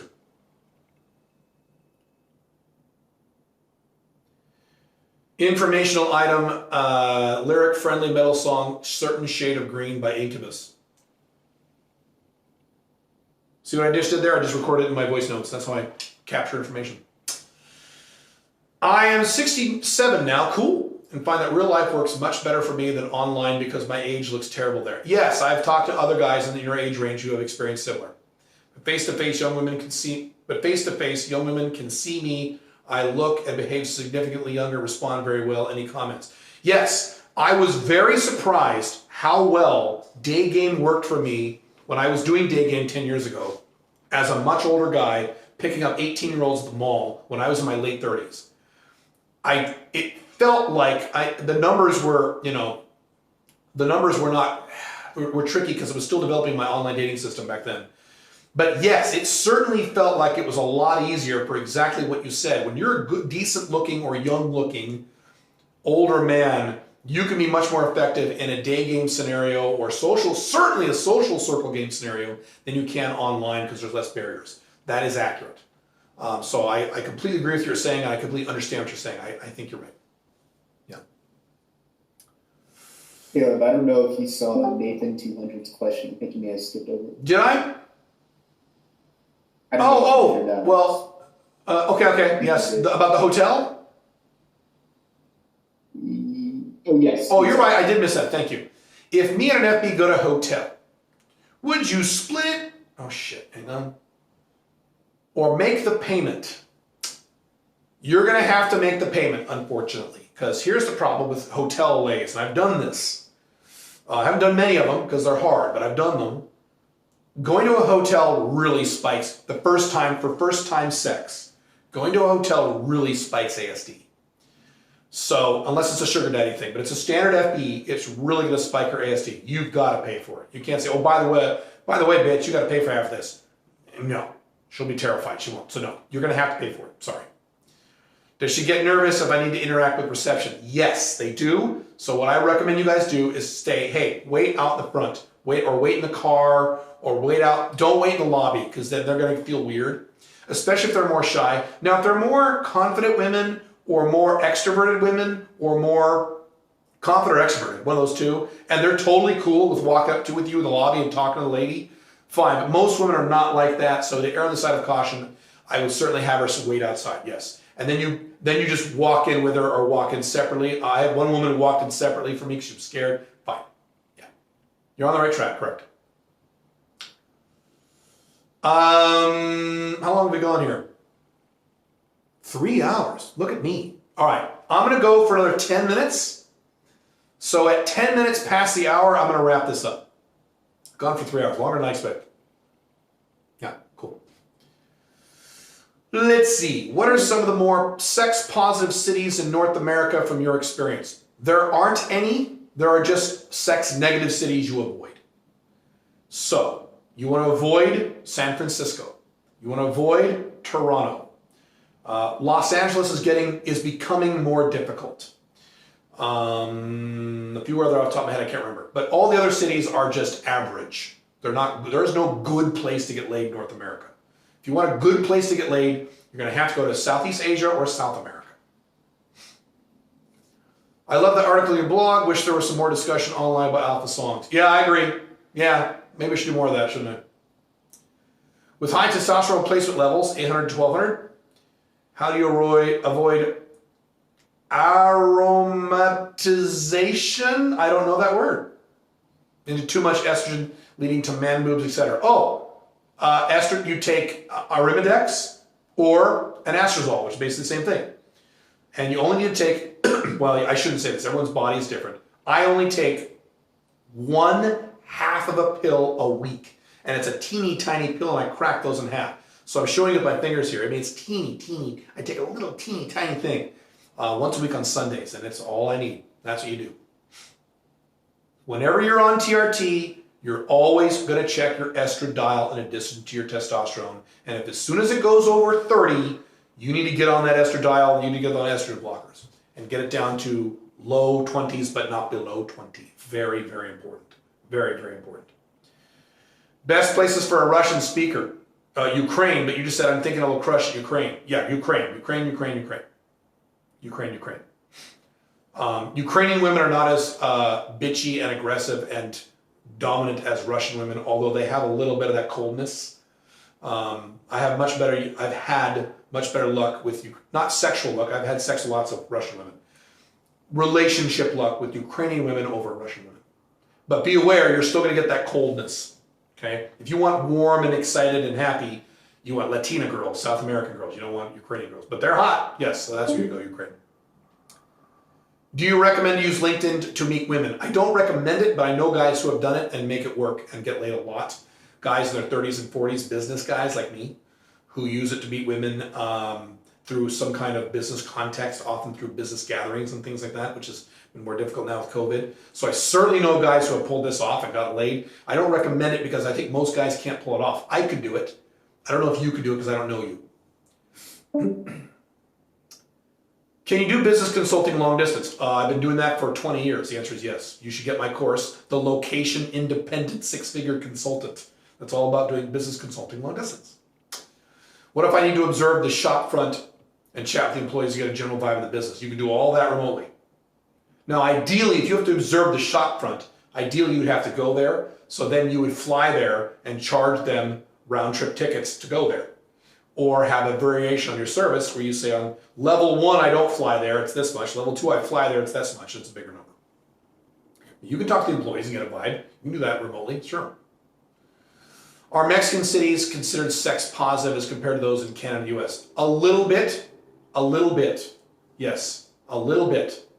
The answer is yes. So I probably should have considered that when you said North America, or you or someone else. So the answer is a little bit. But you go, if you want really sex positive, you go below Panama, Colombia, Ecuador, Peru, Argentina, Brazil, Paraguay, Chile. Ugh. Hell yes. South America, fucking Philippines. Oh, it is a sex fest over there. Jesus Christ. Never thought about LinkedIn for random dating. Yeah, most guys can't do it, but some guys can. Do you think the red pill will ever go mainstream? And if so, will it affect us alpha 2.0s? No, the red pill will never go mainstream. Most men are betas, and the percentage of men who are betas in society is growing, not decreasing. Red pill will never go mainstream. If anything, it will become smaller and more vilified and more niche. Now, that may not happen either, but it's not going to go mainstream. Hell no. Are you kidding? No. Women won't allow it, and most men would not ever allow that. Most men are beta males. My rough estimate is about 3/4 of men in the Western world are betas. So, yeah, no.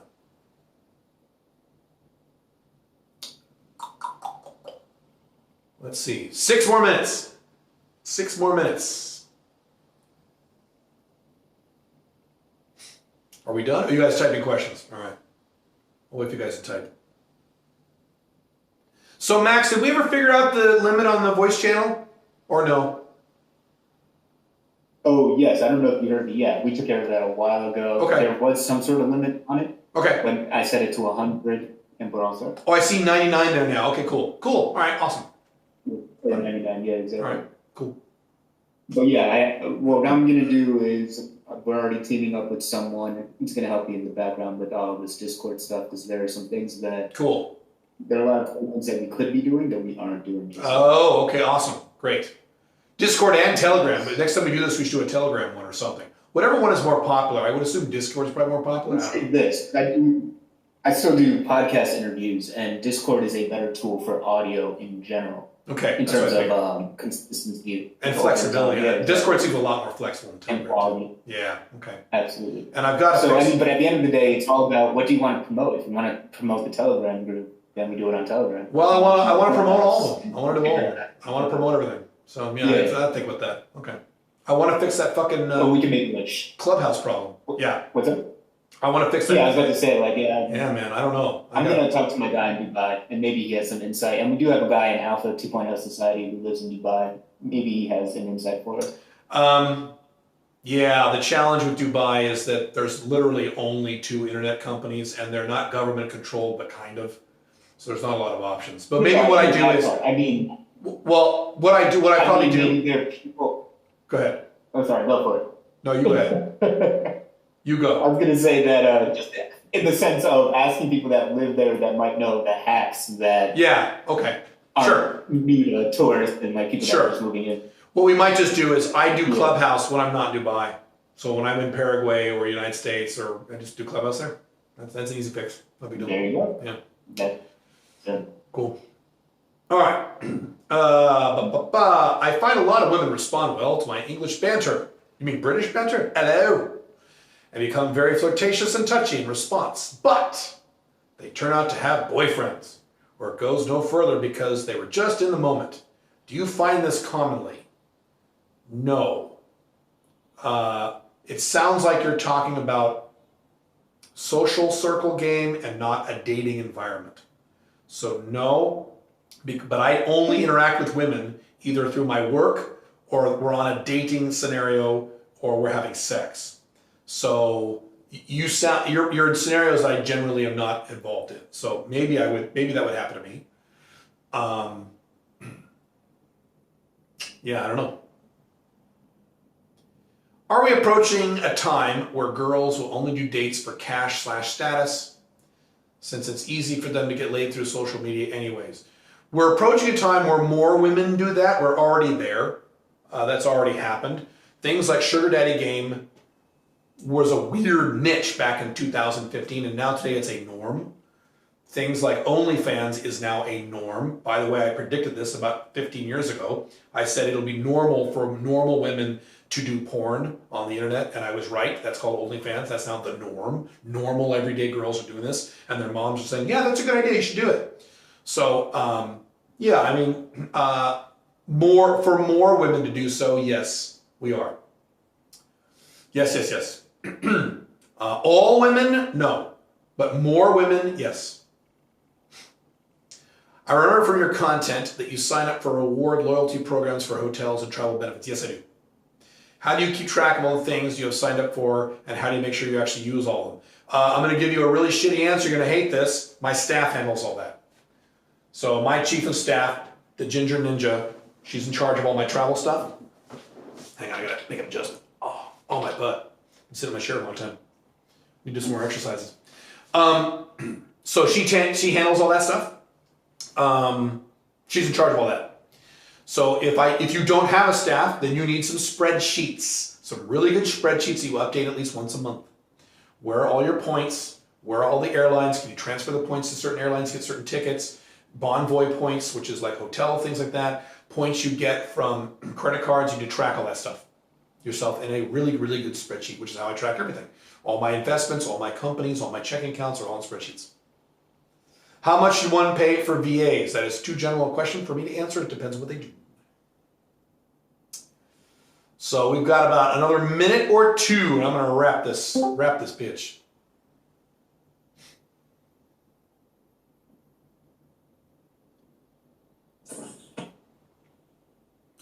How do you keep track of all your spreadsheets?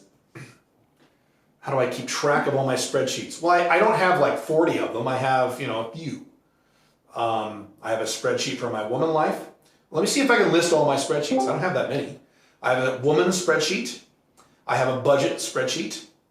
I have a what I call a financial structure spreadsheet. So that is my portfolio, all of my cash balances, my investments, my assets, things like that. Someone needs to mute. Let's see. What else do I have? I have a spreadsheet for my checking accounts all over the world. I have a spreadsheet for all my corporate structures all over the world. I have a projects spreadsheet, and then I have my E3D, my time management spreadsheet, so all my to-do items and things like that. That's it. Pretty sure that's it. In terms of my tracking spreadsheets, I have business spreadsheets that my staff, monitors and things like that. I have this is my business now, so my staff does a lot of this. I have a content posting schedule spreadsheet that shows when YouTube videos, when blog posts, when certain things go up on Instagram, things like that. So that's not that many. I use one spreadsheet, multiple tabs. It's called the master sheet. Yeah, I used to do that, but some of these sheets I like on Google Sheets, and some of these sheets I like in Excel for different reasons. That got too cumbersome for me. But you can do that. Sure, whatever works for you.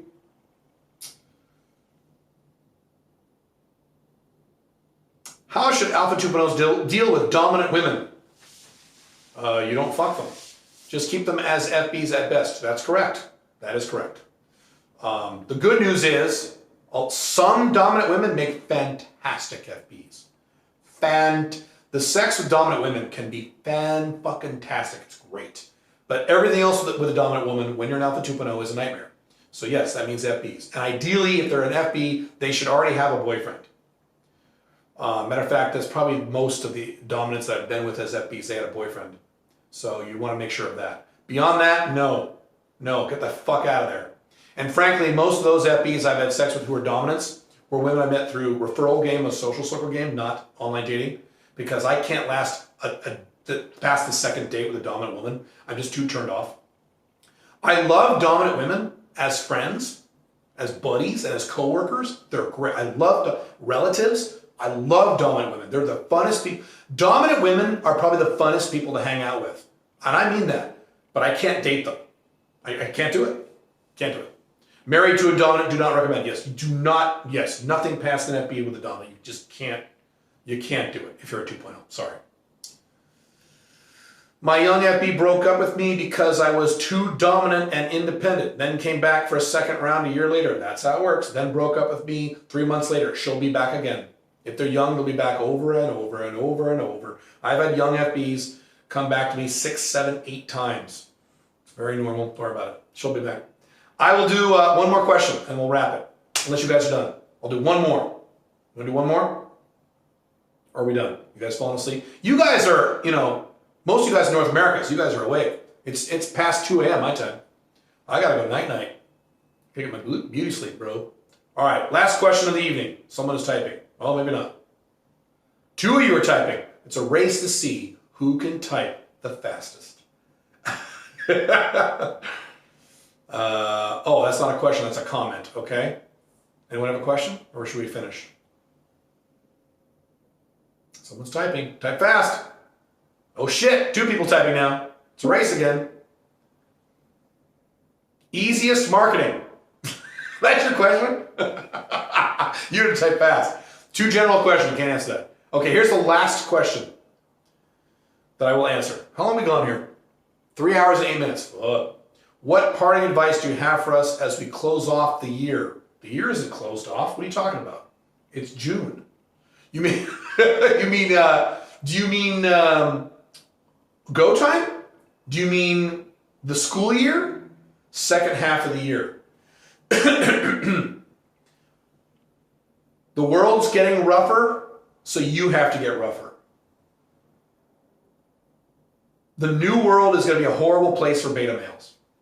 Sexually and economically and politically. It's going to be terrible. Being a beta male is no longer an option if you want to be long-term happy. It's no longer an option for us. For you guys, I'm not a beta. It's no longer an option for you. It must be done. You must be alpha. At least an alpha 1.0. But God, you're way better off if you're a 2.0. So you can't be a beta anymore if you want to be happy. It is now a mandatory requirement for you to alpha up your woman life and your business life if you want to be happy going forward the way the world is going. There's no options anymore. You don't have the choice anymore. When I was young, you kind of had the option. In the 70s and 80s and the first half of the 90s, kind of, maybe the later 90s too, you had the option. You could be a beta and be okay. You will not be able to be a beta and be okay going forward. You can't. And that's it. So thank you guys. It's been fun.